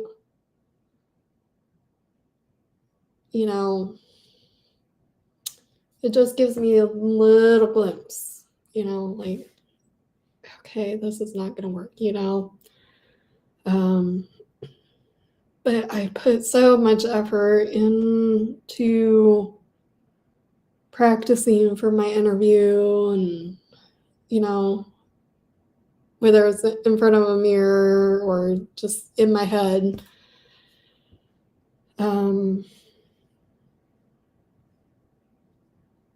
But I just rather work for someone who treats me like family, not a number tied to a profit. They know if I felt like I was gonna fall and have a seizure, it gives them a clue that I'm not gonna go after them liability wise. And so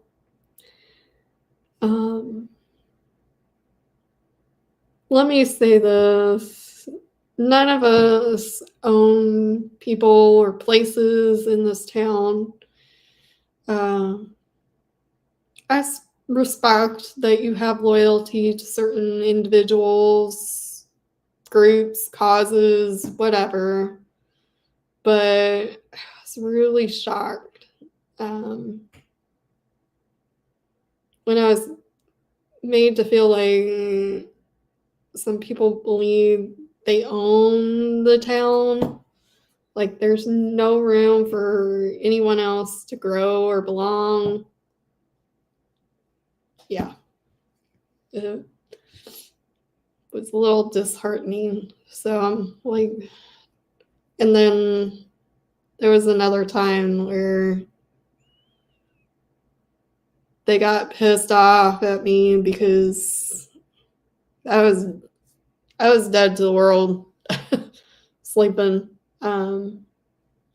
overslept, and I'm sorry if you went out of your way and were concerned, but they got really angry at me, and I was like, look, I have a disability. I'm not trying to, make my disability an excuse because life goes on. But at that point, I was still learning to adjust to the F&D fiasco, at that time. And my health is more important than your anger towards my disability. So, and I almost, it's like either take me home or whatever. Like they really got angry, and it was disheartening. And I'm just like, we need to cut ties because I'm not going to deal with that. you know, yeah, I understand they were concerned, you know, was they answering my phone, wasn't answering the door. I don't hear the door. If you don't hear from me in 15 minutes, just move on. I'm fine. I'm alive.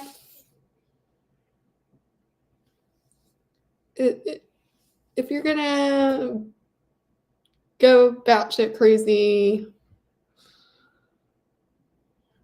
and do crazy stuff, you know, like that, it's time to cut ties. You know, I appreciate, you know, them being concerned, to be honest, and I apologize, you know, for wasting their time, their effort, their energy, whatever, you know.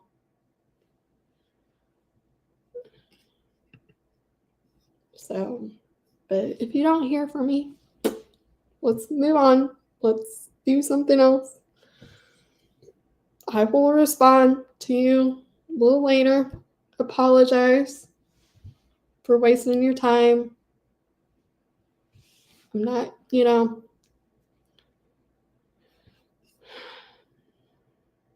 And then I posted something about there were no carts at Walmart, scooters at Walmart on either side. And I had to sit down and wait for an employee to track one down. And literally, the thing died. Like, I didn't get through 2 aisles of the store, you know, before it died. And then had to walk into the front again. And maybe there was 1 or 2 scooters. And they said that, yeah, they need maintenance on these scooters. I think I did call the company and be like, you need to revamp these. But somebody made a comment that I'm not entitled just because, you know, I have a disability. Walmart is not entitled to offer transportation, and I should get my own. It was a troll. There was no avatar on their, you know, stupid TikTok. But I was like, delete, block, whatever.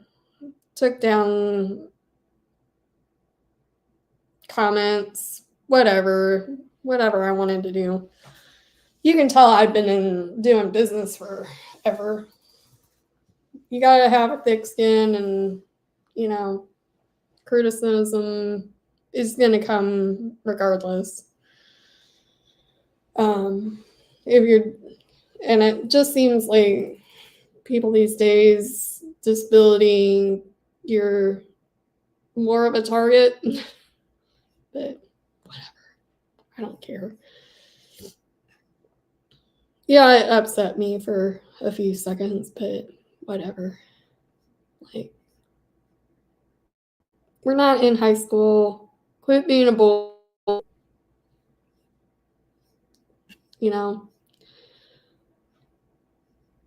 Anywho,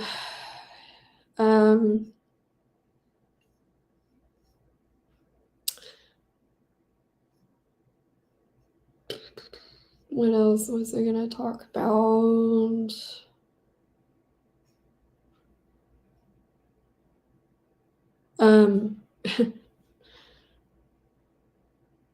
It reminded me, there was one time where a leader blocked me from a group page, just because I asked for her ride to this social event. The location was not accessible by bus. And at that time, I'd been still waiting for disability benefits for over a year. I wasn't going to eat anything while I was there. Yeah, that might have turned them off to, because I know that some of these social groups, they rely on people to, pay for the food and drinks and whatever, to kind of pay for the room or whatever. So,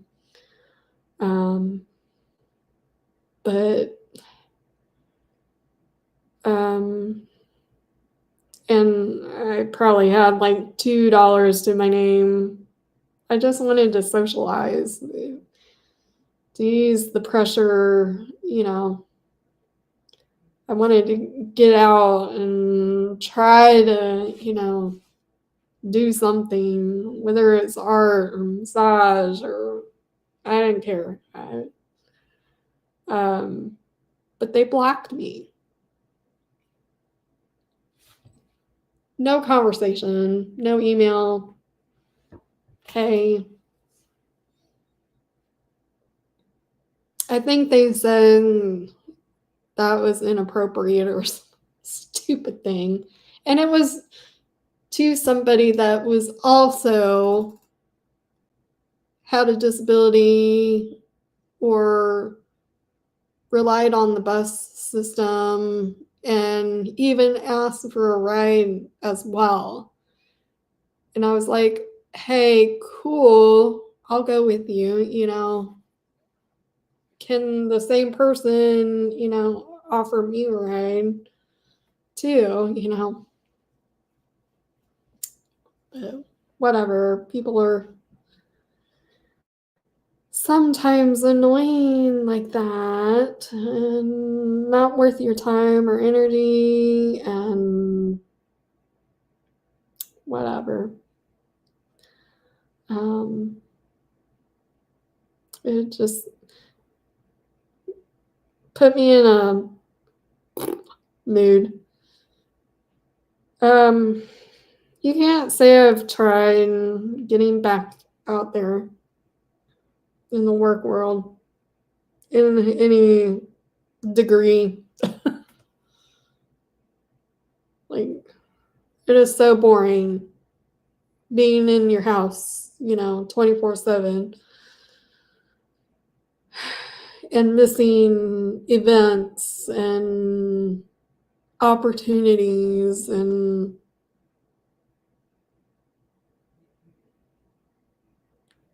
opportunities to make you move forward.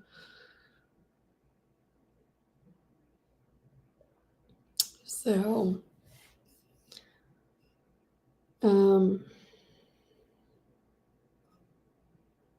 even with this, I was so hoping that dream when Squid got me started, I had this dream 1,000, I think it was 1,035 subscribers in one day. And that was back in April, March, and we're now in August. So, but again, I know some of you that have businesses and that first year is hard. I know that it'll happen and it will happen overnight where you go to bed and poof, you just like explode one day. And it takes you to, and they're saying views versus subscribers, share, do me a favor and share this with people. I don't care. If it doesn't interest somebody, they won't watch. But at least, you did me a favor and you shared with somebody that might watch, might need some, inspirational stuff, and I hope some of my stuff is inspirational, help somebody out there. So if there's anybody that you can think of, and it doesn't have to be, Susie Q, who, is dealing with, epilepsy, or FND, or doesn't, I hope some of my content helps, more than that, with disability, or a CEO of a company, or massage therapy, out there struggling, or, is aware of my struggles, and, oh, Susie Q knows somebody that I know, and then, and then they forward it to somebody else, and, share it with at least 3 random people. I don't care. It helps me grow. And then they subscribe, they watch my content, and then we get to that dream, don't make Flash Fan do it all. I hope you watch this later, Flash Fan. Let me go back and see if you popped in.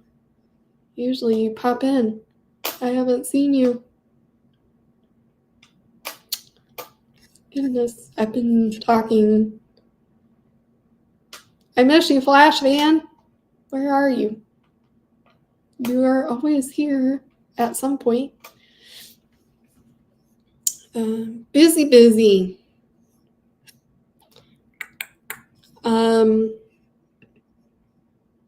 I'm almost done with my chat this morning.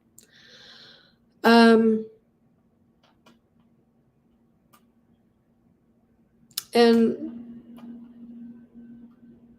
even when I felt like I had to crawl, like I would show up.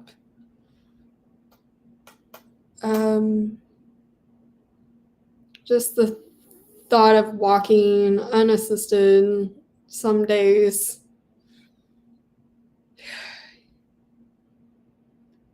felt like a triathlon. Those first few days, first month, first few months, those 3 months, losing half of your body, feeling disconnected, that I probably will never forget, them forcing me to walk after I lost all mobility on my one side, being so disconnected. Like, your brain does not compute at all when you are paralyzed.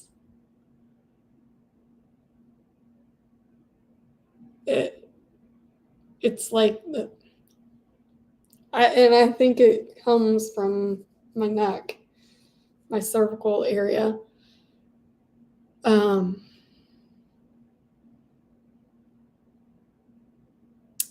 So, yeah, it was just, it's a weird feeling, weird numbness. And when it comes back, it's also a weird numbness feeling. It's weird. Weird, you guys, weird.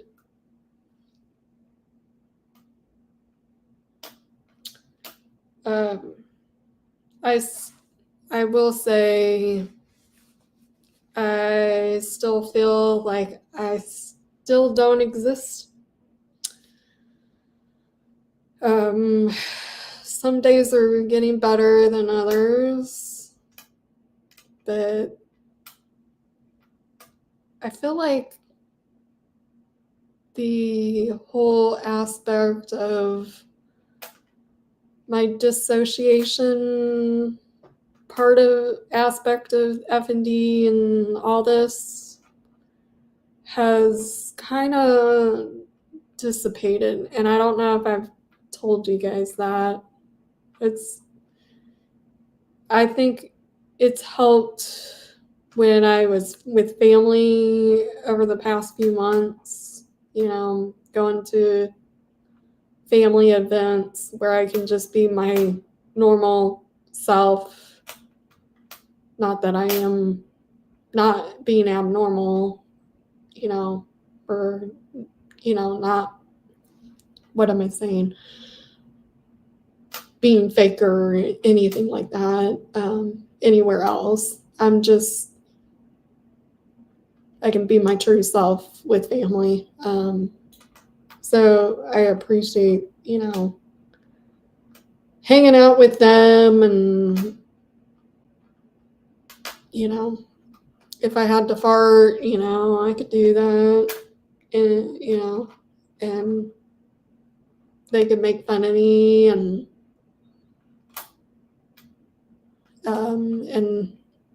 they can make fun of me, and I might get upset a little bit, but not as much as, a total stranger or friend or whatever, that doesn't know me, since birth or whatever.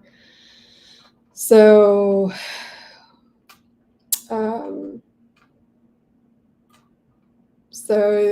that normalcy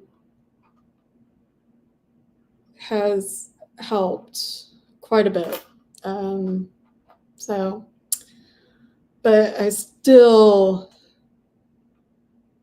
and I'm not saying this to scare anybody, this is just being stuck at home. Transportation's very difficult to obtain with the disability. It really shouldn't be a second thought, this whole thought process to get anywhere. It's exhausting. It is very exhausting. Like, okay, how many, miles is it to walk to the bus stop? And then how long are you going to have to stand there or sit there? And then when you're on the other end, how much walking do you have to do? Is there a scooter at Walmart? Then you have to walk on the other side of the building, see if there's scooters, wait, 15 minutes. But people don't realize when they make a comment like that on TikTok, if I had a walker or scooter, mobility device that requires the person lifting it in the vehicle, how much does that weigh? Is that too heavy for them? Is it going to go with me, or is it going to be in the trunk? Am I going to be able to lift it? If it's an elderly person, and then like for Lyft, you have to call this other number if you are wheelchair bound. And then they have to get a special vehicle, which I think Lyft and Uber need to like make it more accessible.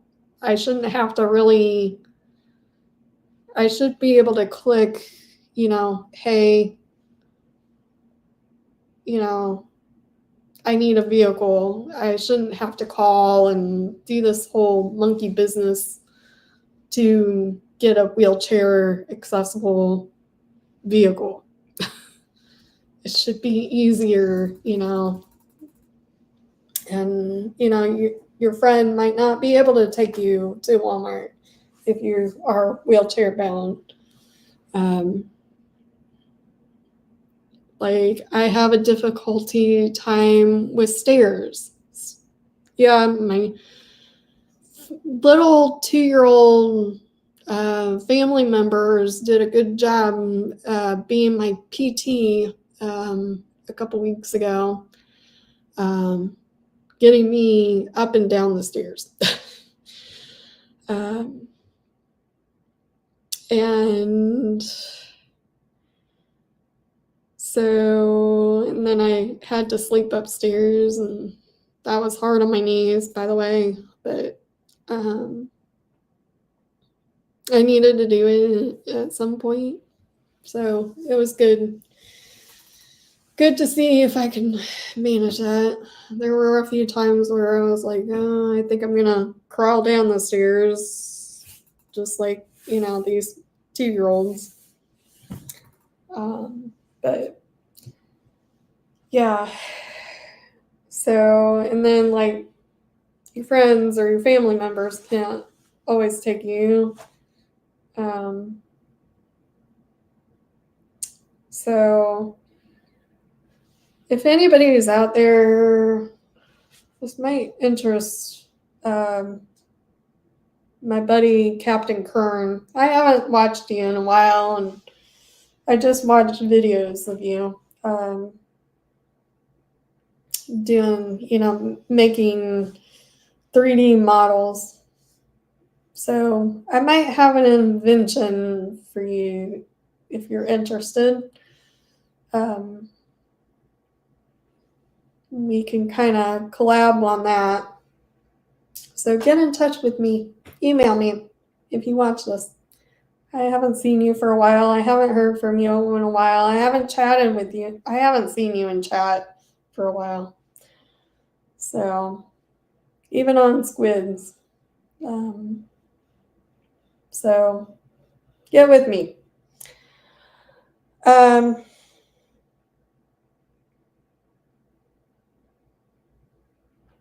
Anywho, it's just been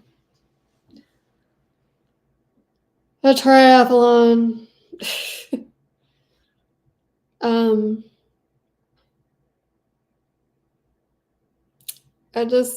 Sometimes I just feel like nothing I do is ever enough. Massage, artwork. Now with this rare disorder label pinned to me, people assume I'm not trying hard enough or I can't do stuff, and yeah, maybe I'm making a mistake, oh, I have this disability, and then that leads into assumptions and bullshit, self-limiting and fears and all that shit.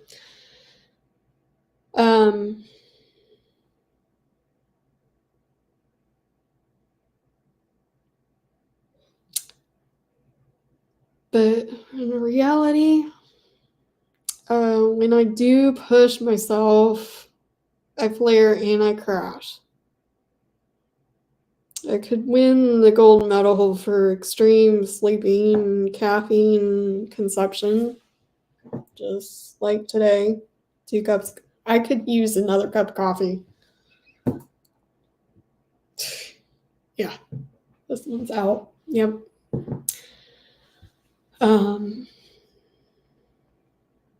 Just trying to recover.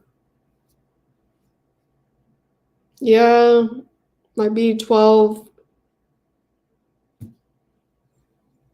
I wish doctors would do their job. Not having other people that don't know what to look for,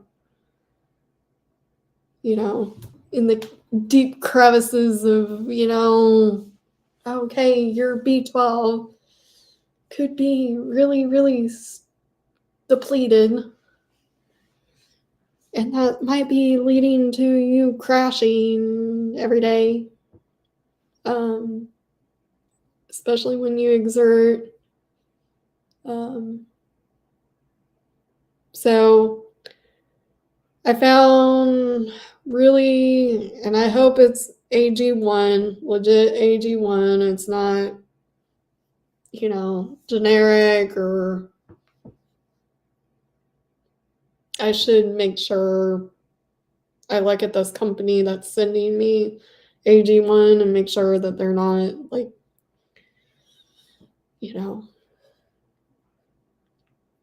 I don't know, just refilling packages or something. I'm going to make sure that, it looks legit.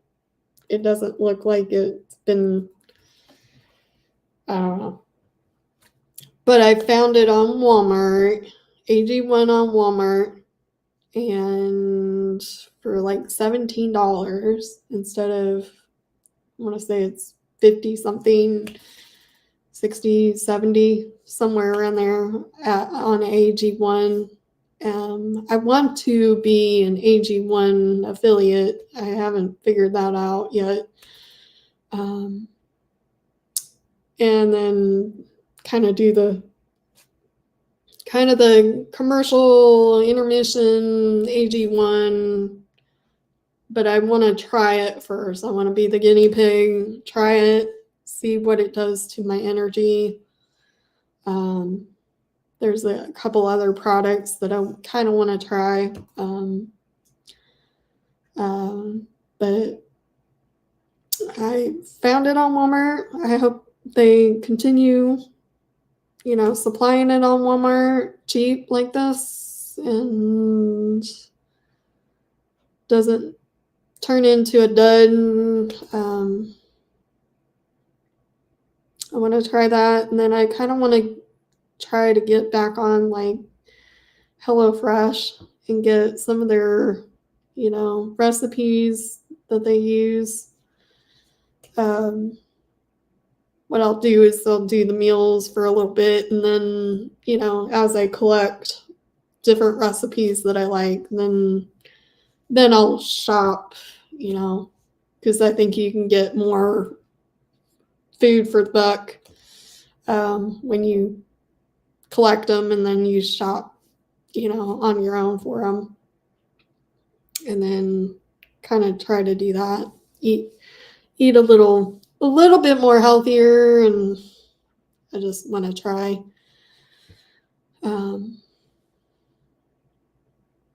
Or there's another one that I want to try that's already pre-cooked or whatever. There is a local business. Maybe I need to message her and be like, hey, I just need to try this for a little bit. Are you willing to give me a deal? Because it's just me, not a family, and I'm sure she could, run over some meals and stuff. Yeah, I know that there's like Meals on Wheels, and some other company, and I felt like they didn't give enough food.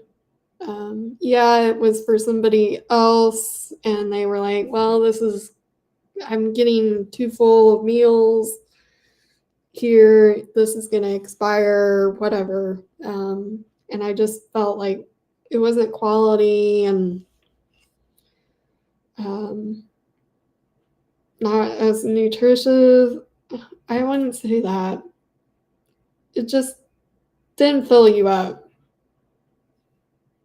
Like it was like low calorie, restricted calorie or whatever. Anyways,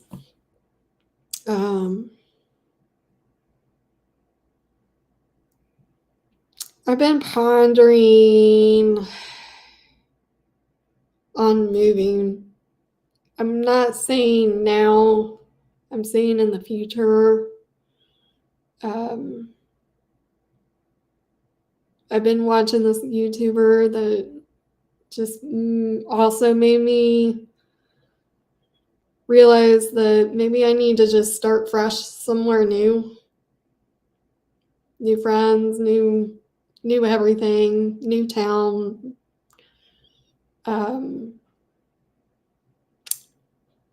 The place that I want to move is all around my cousins, my other family members, in all directions. There might be like 5 to 6 hours for, instead of 10.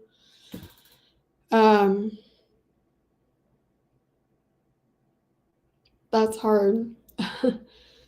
But at the same time, family members all around is 3.5 hours in all directions. So gives me a little bit of a security, like if something, I need to find my independence, but if there was like a huge flare, somebody would be able to, come and get me for a while, or,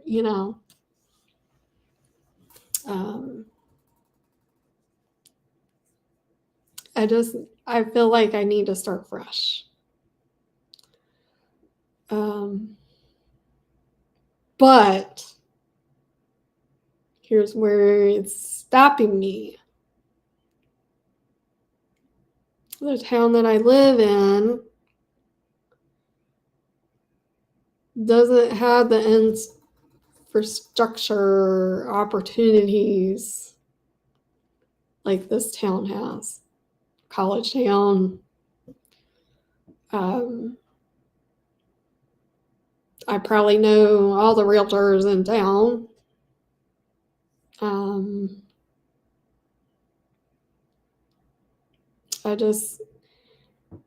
then, the transportation has its flaws, and obstacles, but I've had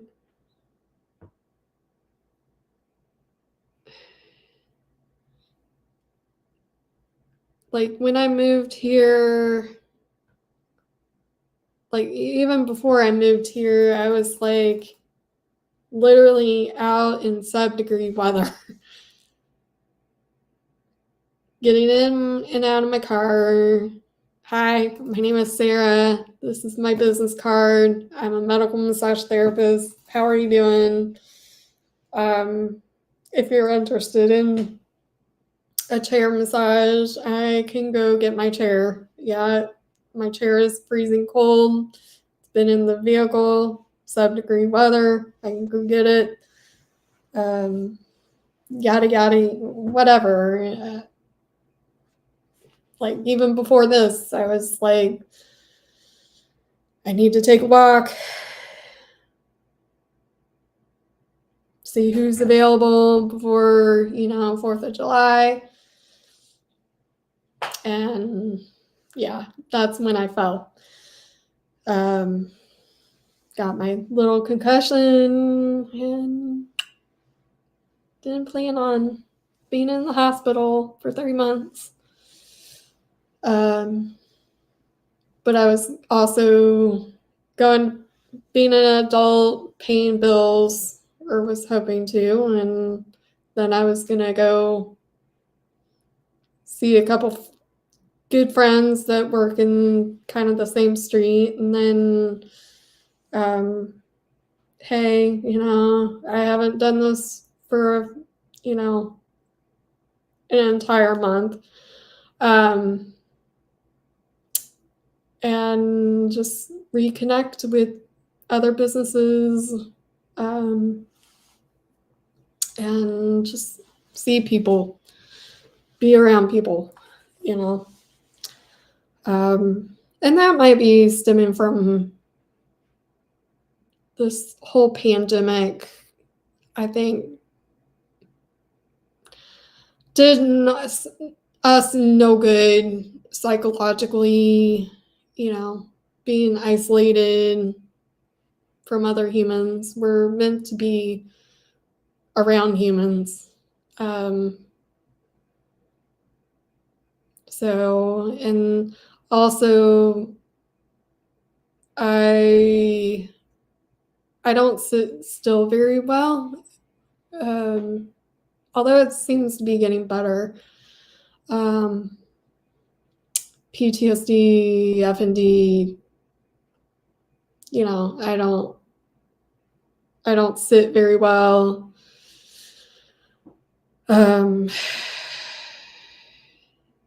But I think this is my body's way of saying, you're gonna sit and calm down. You work too hard.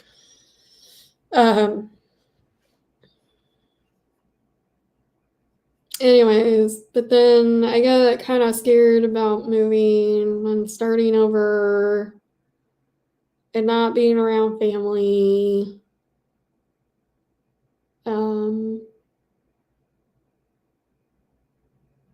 So, and starting over just, is scary, and all. But believe it or not, I did put the effort.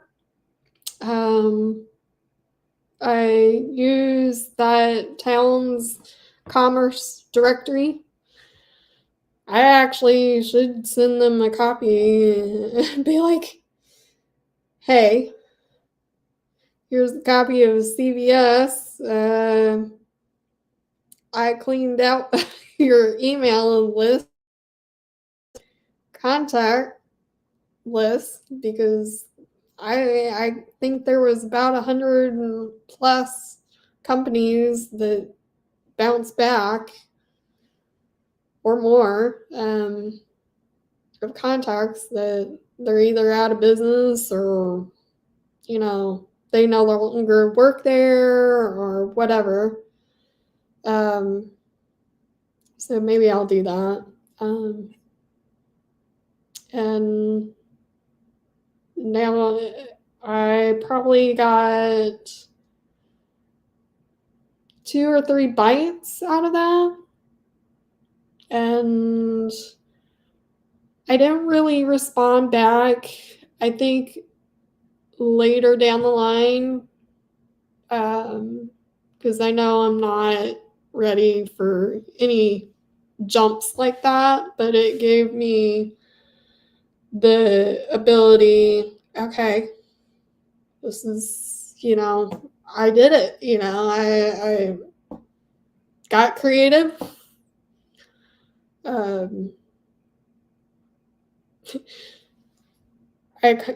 Anything that I do mentally creative, I can hear my therapist, I can hear him applauding me, I've been seeing this therapist for years, and every time he's just like, oh my goodness, you're so creative, mentality wise,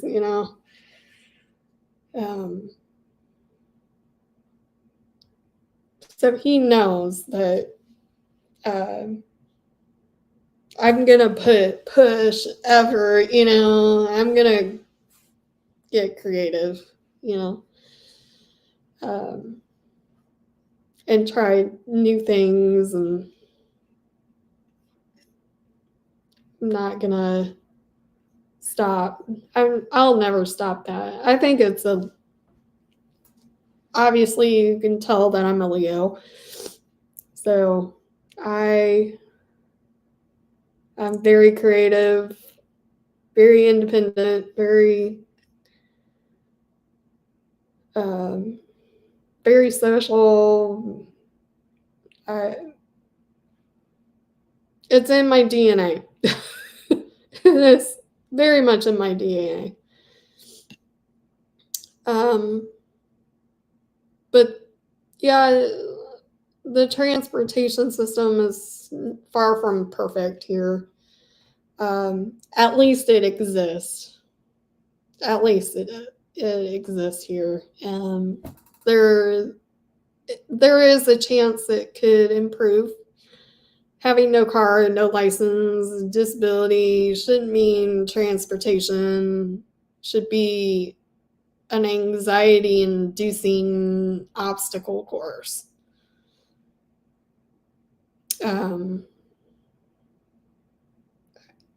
Like the bus that I take shouldn't have to go all the way to the other side of town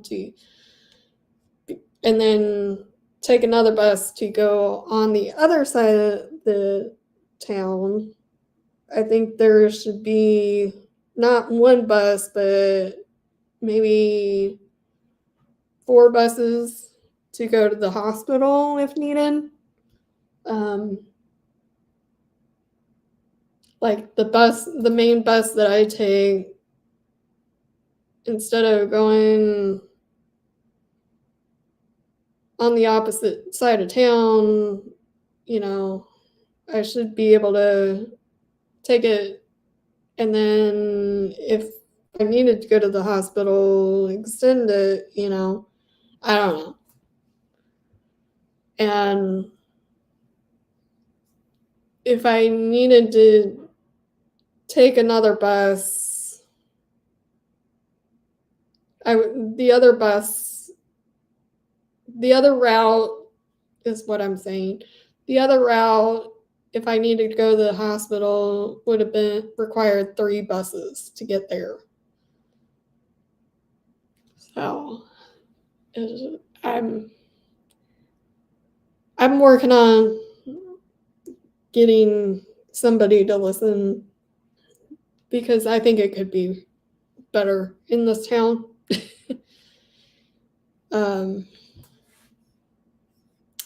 I should be able to get an appointment 20 minutes early. Not have to get there an hour early, sit there for an hour. Or outside in the heat or the snow or the rain. There's no place to sit sometimes because obviously we can't have benches outside. Nor should I have to wait an hour or 2 to be taken home either. That's with insurance. That's been my struggle. And that's after I've, selected, checkmarked, I can take Lyft if nobody's available. No vendors available, Lyft. No questions asked.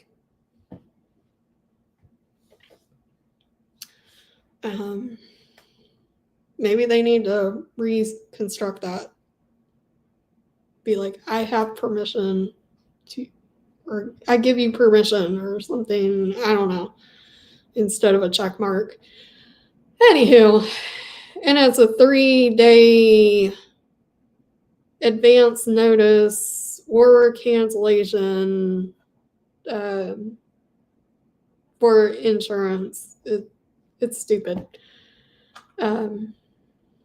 You have to call, and yeah, I'm social, but then sometimes this F&D and or whatever. I just don't like to talk on the phone. Maybe I'm a millennial who acts like a Gen X sometimes. I think I'm borderline on the millennial and then Gen X. I don't remember. Sometimes I act like a boomer.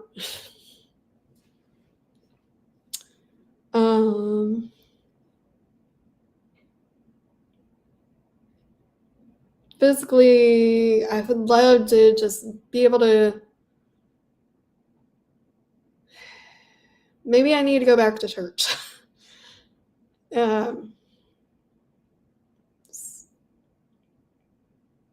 But church gets me all emotional. But back when I did go to church, I would go grocery shopping. So it would have been lovely to be able to go on Sunday physically and get out and utilize that, hey, I'm getting out and go and buy groceries like an adult.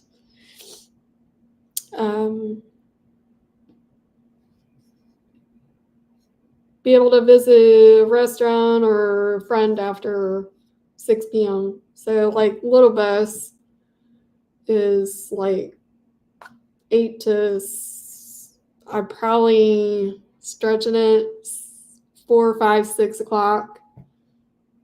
And their busy hours are like, mornings for work or whatever, and then appointments, early morning appointments. And then I don't think they operate much on Sunday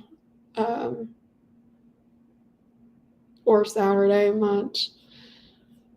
So be able to go to a movie or a party until 11, 12 o'clock at night, that would be great for that as well.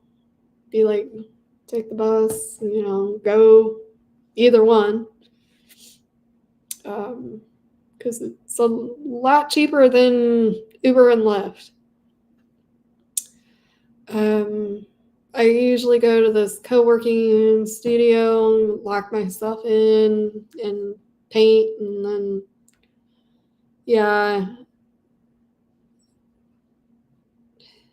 that requires walking and taking the bus, but more so requires, taking Lyft. But be able to use their 3D printers. Maybe I should just buy their 3D, see if they'll let me buy one of their. I was going to buy one from them, and then I just couldn't figure out how to get it home with a walker. So I know it's stupid.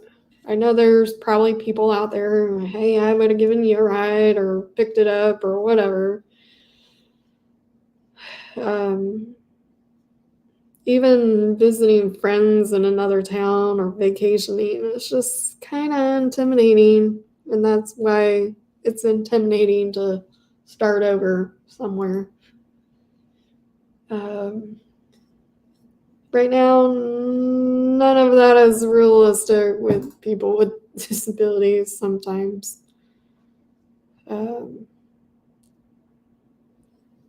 When I do ask for help, people with disabilities, we often feel like we're a burden or we're asking too much, especially when I barely leave my room for weeks, days, months. But I feel like I'm ready.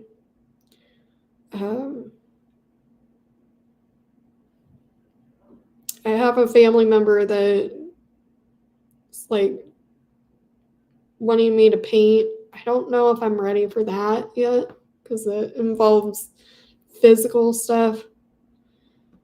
I probably need a couple more visits to PT for that. I do think I did get mentally overcome some stuff mentally because now I'm trying to go naked without my walker, especially if I'm going somewhere where there's going to be walking or, questioning that, then I'll take it, obviously, or I'm not sure of the land,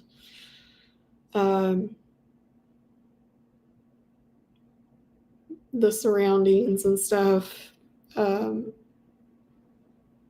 if I'm with somebody new that doesn't really know my situation, I take it with me. So, anywho, after 2 years of this setback, I think I'm ready to try again. Like, can't say that I haven't tried, can't say that I have tried. Maybe volunteer if you're out there and you got a company, maybe answering the phones. I understand HIPAA and all that, privacy. You don't have to worry about that. We can get it all set up, new modem, specifically for your company, kind of a hybrid volunteer.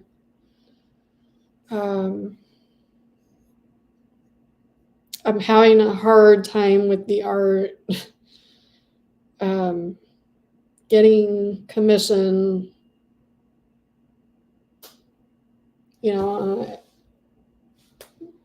yeah, this is a gift. For instance, I'm going to use this as an example, but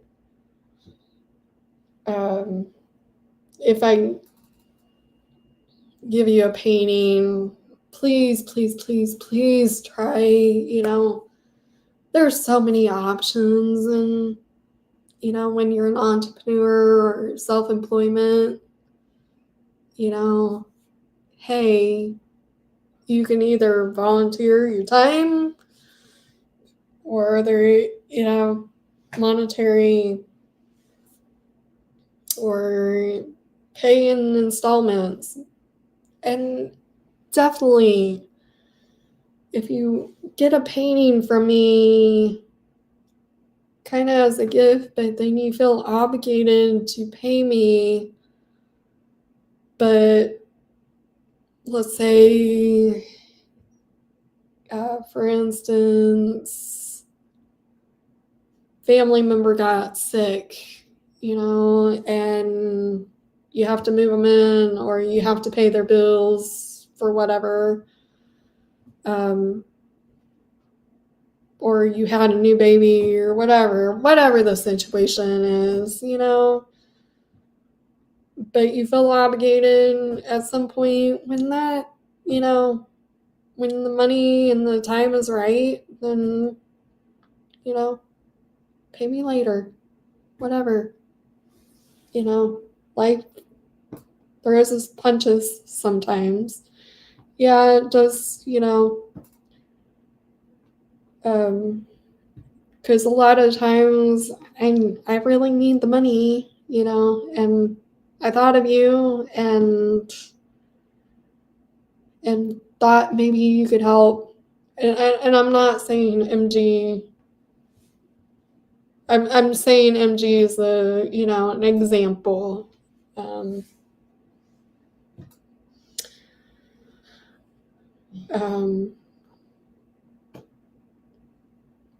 And maybe later MG can be like, hey, let's do X, Y, and Z and collaborate and, see if I can help you, So life will get better. Whatever setback you are going through, dealing with right now, life will get better. I promise. I always promise that. Because I have been going through stuff for the past 2 years. But maybe we'll get back past this nonsense of feeling non-existent ideology I have in my head someday. Someday. Get recognized for my artwork. Get back into massage.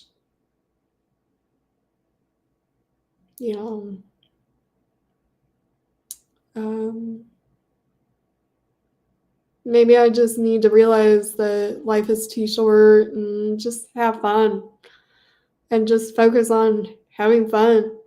No agenda, no not being strapped down to stuff like massage and being in a business and being in a certain town. Just maybe I need to just travel. I've been watching this YouTuber, busy Ryan Trahan. Love you, kid. I want more of these 50 state. He visited all 50 states in 50 days, raising $10 million for St. Jude. That was just amazing. I want more. But I'm sure that they are so glad that that event is over. And those were kind of cool Airbnbs. Makes me want to travel. But yet again, you need money to travel. I think this is my longest YouTube session ever. That's all right. This is for me. If you want to join in. Anyways, carrying the things plus a walker is a whole mess that people don't understand,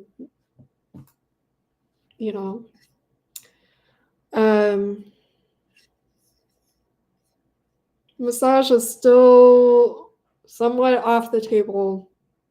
That's okay. That is okay for me. Even though it doesn't sound like it's okay. Saying okay. I'm not giving up.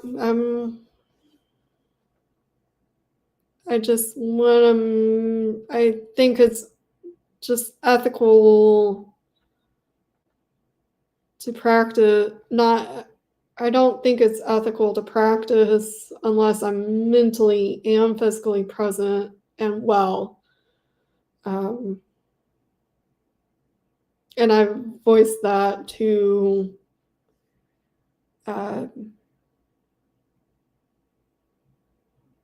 massage guru of, marketing.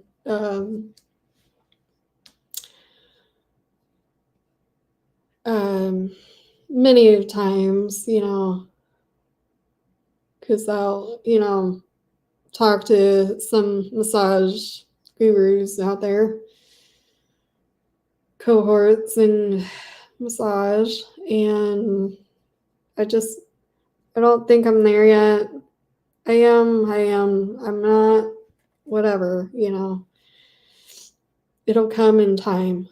I just wish I lived in my own house to be able to continue at least privately practicing on family, friends, and see where I'm at F&D fiasco wise. But traveling home to home is hard because it requires me to drag my chair or my table. I can't really have people assisting me to carry due to liability. I know people would absolutely hate having to set up their own tearing down, storing a massage table and equipment.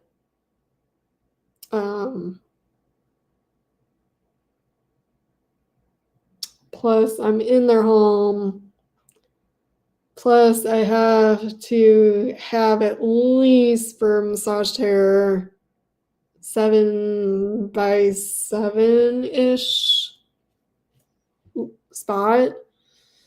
And for a table, I need 9 by 13 space for a table. And then I have to carry specific tools for that specific person, which is fine. I can carry that in a bag. But yeah, there's a lot that math and in doing traveling massage too. And I have to, continue in education. I have to carry liability insurance, which is not cheap. I probably have to pay that's the other thing that prevents me from moving is, new licensing. And it's usually about, I want to say $200, $250, maybe $300 at most, depending on where I move. That's the other thing. When I first started going into massage therapy, I thought national certification and I could move wherever and travel wherever. And then licensing, the states had to kind of control the human trafficking and issues and control, education and all that jazz. Yeah, I just wish, And then they wanted to be included in insurance and, be considered professionals with other professionals. I honestly, whatever. So that's the other thing that's preventing me from venturing that direction too. And then all that jazz. And then that goes down in a rabbit hole as well. And then carrying things plus a walker is a pain in the butt.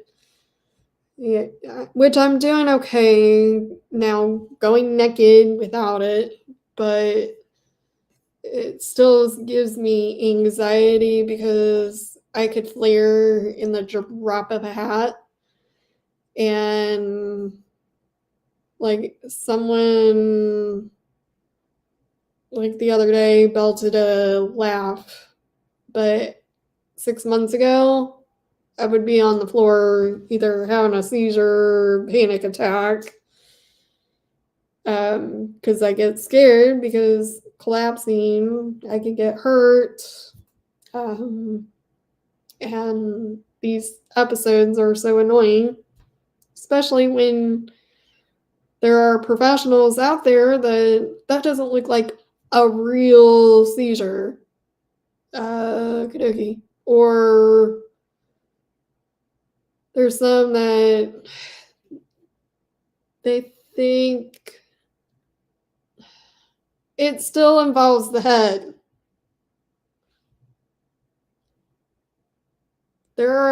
I consider now, it used to be convulsive, non-convulsive, and non-epileptic seizures or psychogenic seizures. And then now I've added another category, F&D, because it involves you physically, has all these physical comorbidities, multiple whatever. So there's 4 classifications, but it is still neurology. And why the fuck do we have to split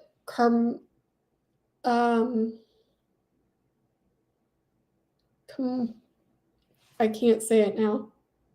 Segregate or I can't say the name.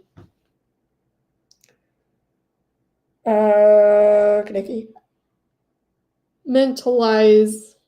You can compartmentalize. Is that what I'm trying to say?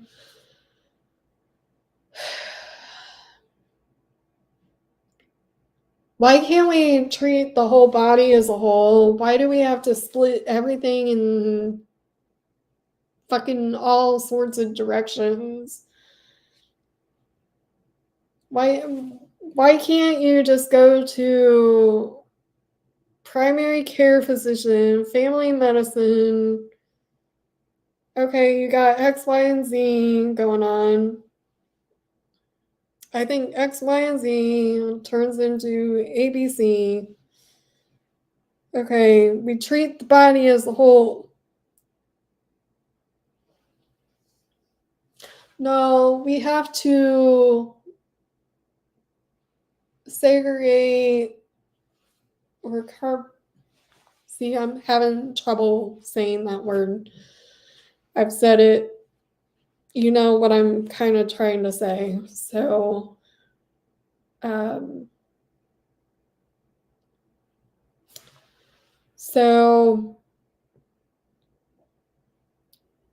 why do we have to fucking split neurology and psychiatric into, it still involves the brain?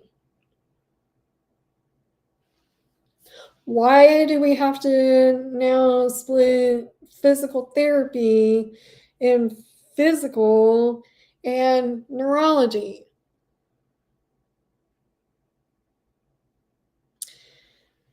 I learned that in physical therapy, they were only doing neurology with me,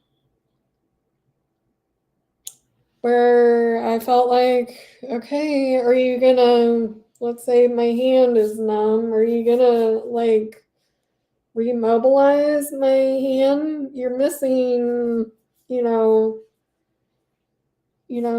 missing parts.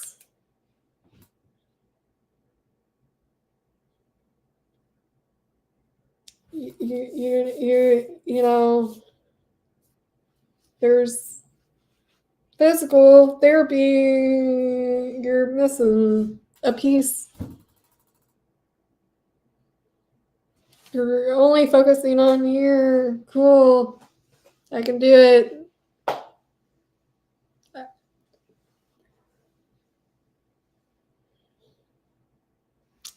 Which made me really appreciate my profession, because I will treat you as a whole. Okay? Do you need, like I said in the beginning, that Do you need mental health? Let's send you to X, Y, and Z,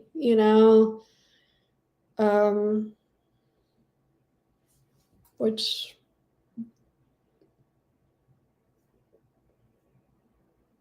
that's also why I don't want to really get back into massage, because, I know I'm going to have to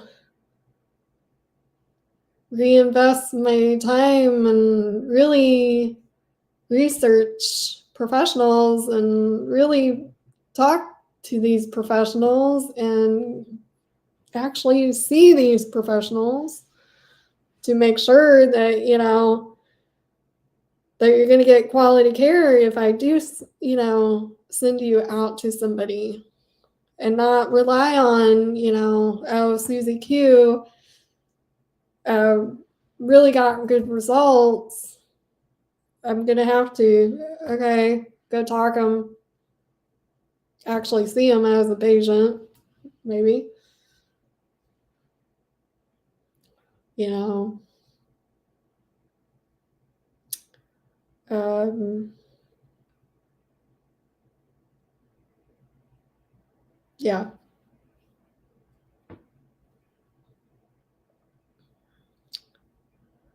Make sure that, they're not going to gaslight my, referrals.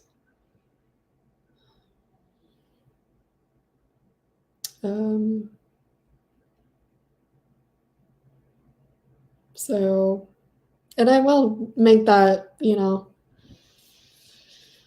journey excursion for the sake of, humanity and my patients.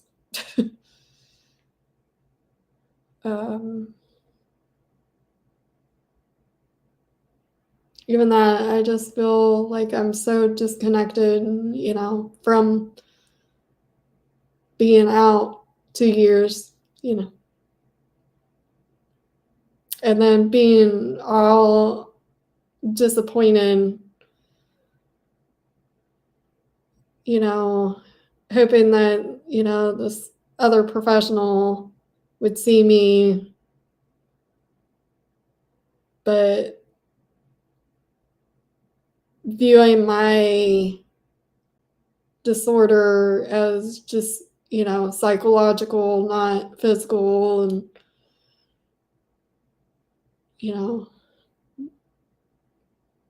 I was giving them, add it to your, your tool belt, Yeah, I would agree that, it is very complicated, but this disorder involves, mentally and physical issues. And this person is like literally the only one that I trust to see. And I know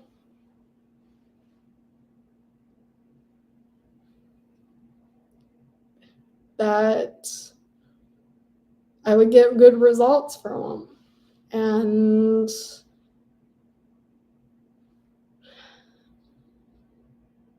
it was just disappointing, and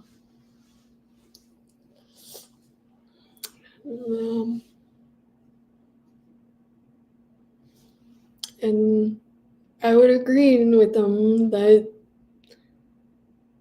I would refer people, but I would not refer my condition to him. Just be the only one that. So, anyways, that's my little tangent. If there are massage therapists out there that know about F&D, please contact me, email me. I need a massage. I need a new body. it's not fun when you feel you're 41, but you feel like you're 80 years old some days.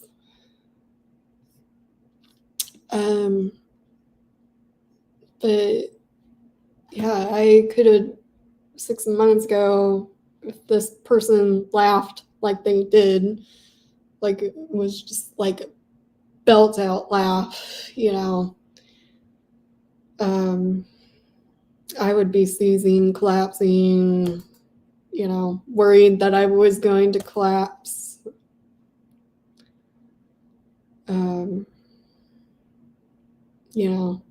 Your body's reached its limit.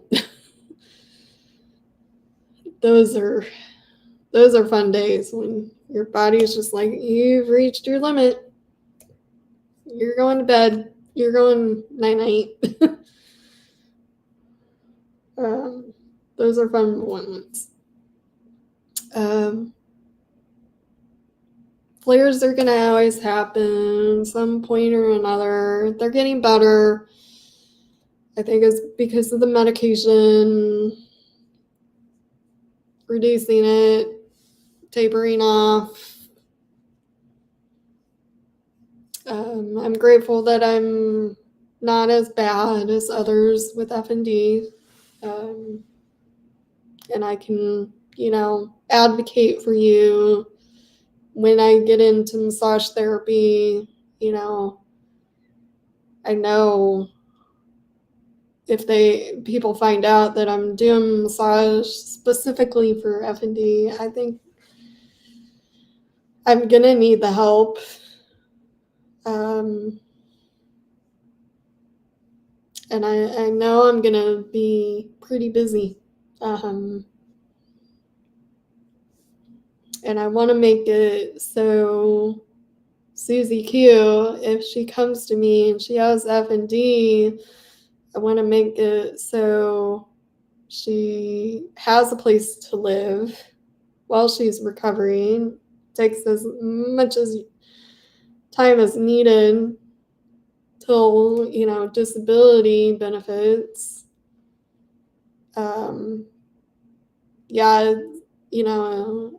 But at the same time, I want to make sure that the transportation wherever I am is, accessible.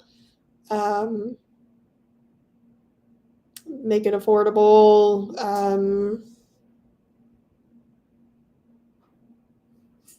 And because there's 300,000 people plus, according to, Chat or Grok or whatever, that have FND out there. And I just want to make it a safe place where you can go and group meetings, where you can chat with other people with FND and not having to battle what I've and other people have been battling with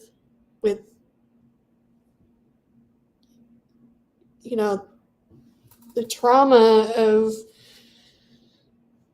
being paralyzed, stroke-like symptoms is hard enough. And then you add the psychological aspect, and then you add, the red tape and the hurdles and, losing your apartment and the unnecessary crap that I dealt with. The gaslighting, the abuse, the misconceptions, from healthcare professionals, let alone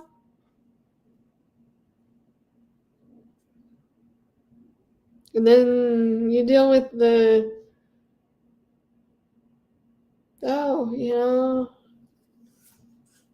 other crap. So you have seizures now, and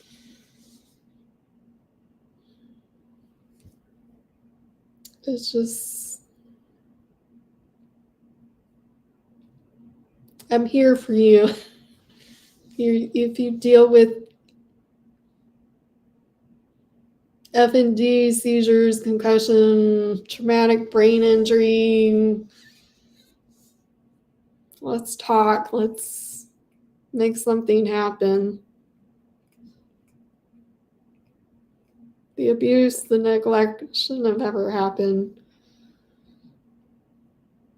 The weird shit.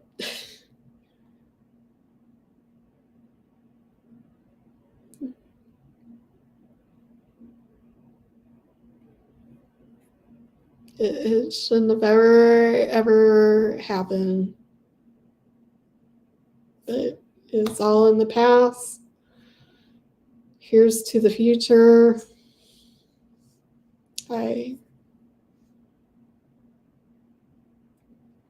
Anyways.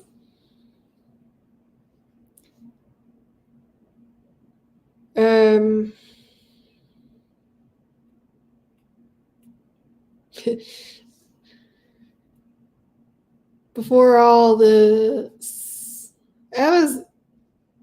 when I moved here, I was everywhere. Like commerce, there's business networking, a lot of clubs, there's a co-working studio. I was socializing. It's in my DNA. It's in everybody's DNA. But these groups really helped me grow when I knew nobody in town. Doing redonkulous old school cold calls, walking, 7-degree weather, snow. Don't judge me. I'm from Lake Effect area up near Michigan, Illinois area. So nothing stops up there. Chicago area.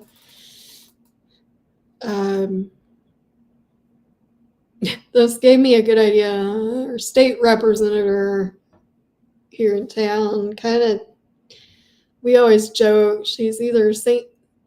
Mrs. Claus, because you talk to her and she kind of knows everybody, or, in some degree, or she kind of teleports to everything, every social event, ribbon recognition, although I haven't seen her do that much. I haven't really been out much either, kind of disconnected from our community as a whole after these 2 years.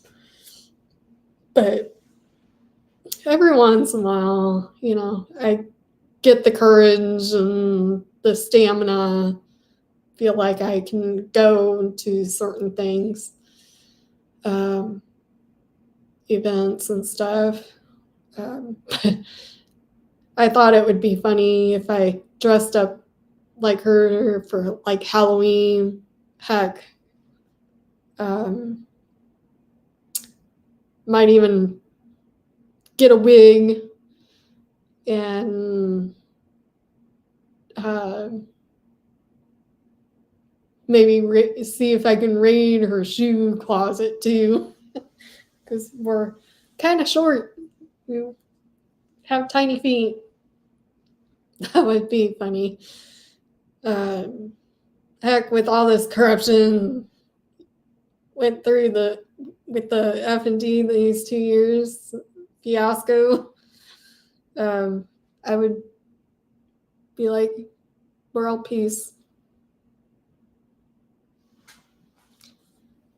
I think she does a lot for this community.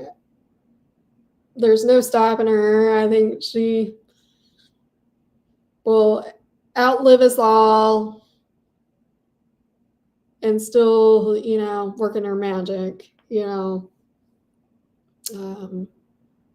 she does a lot for this community, like I said, but it would be funny, just for the hell of it, have fun. I'm sure she would get a kick out of it. Anyways, my biggest frustration just isn't the disability, it's the mental headaches and the lacking of stamina to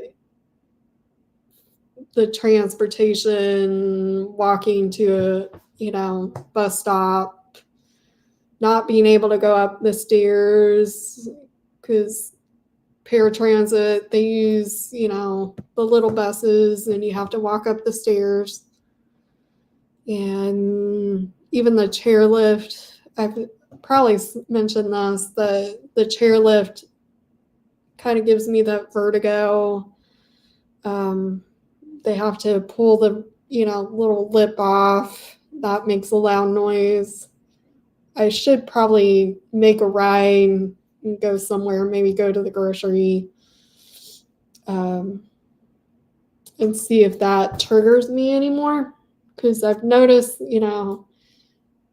the sensory issues, like the laughing, is a lot better. So, anyways, and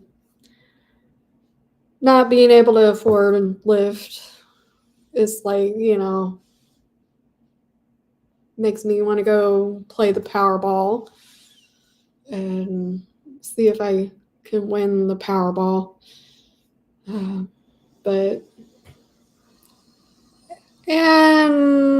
that of all things, insurance, all of this shouldn't stop me from rebuilding my life. It shouldn't be a second thought, transportation wise. And I'm trying to work on that.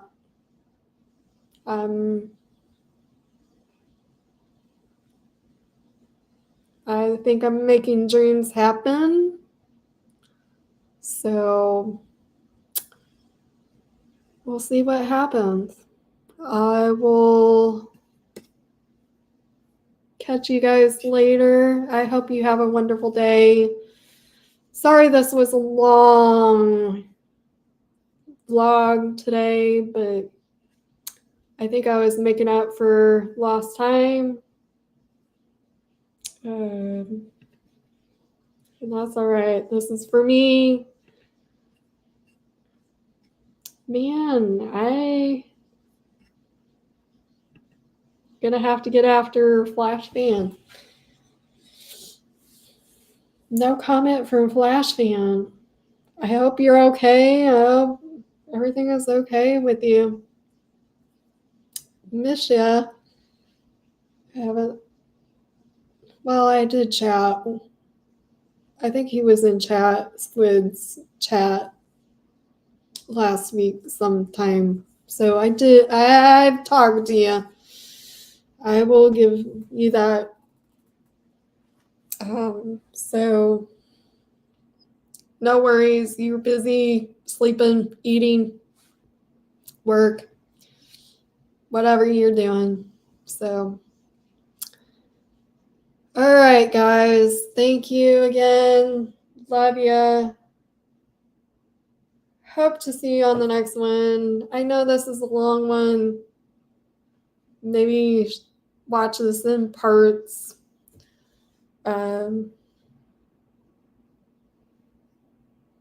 am going to go take a nap, which means I'm going to be spending all my time reversing my sleep schedule. Maybe I should just go and do a chrono type test to see what the best time to stay up and sleep and all that stuff. I can never win. And I promise you, this is not. I think this is just me natural. And we'll stop there and do another take on this. Maybe we'll talk about this either tomorrow or Friday and about sleep. Alrighty, guys. Take care. Love you guys. And go take a nap. Maybe I can reverse my sleep if you go take a nap for me.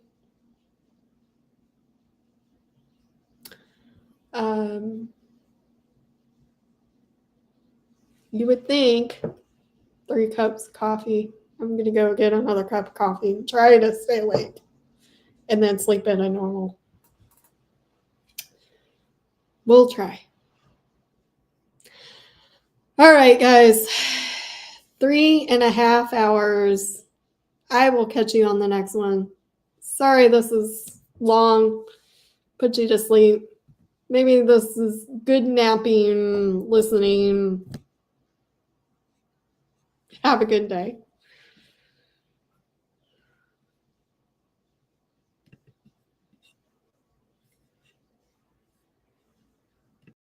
Well, that's a wrap. The coffee's done, but our fight's just begun. We power strong like warriors do, living life with F&D and you. Sip happens, but we'll survive. We serious chats will always thrive. Stay fit, stay bold, keep pushing through. The next show's coming just for you.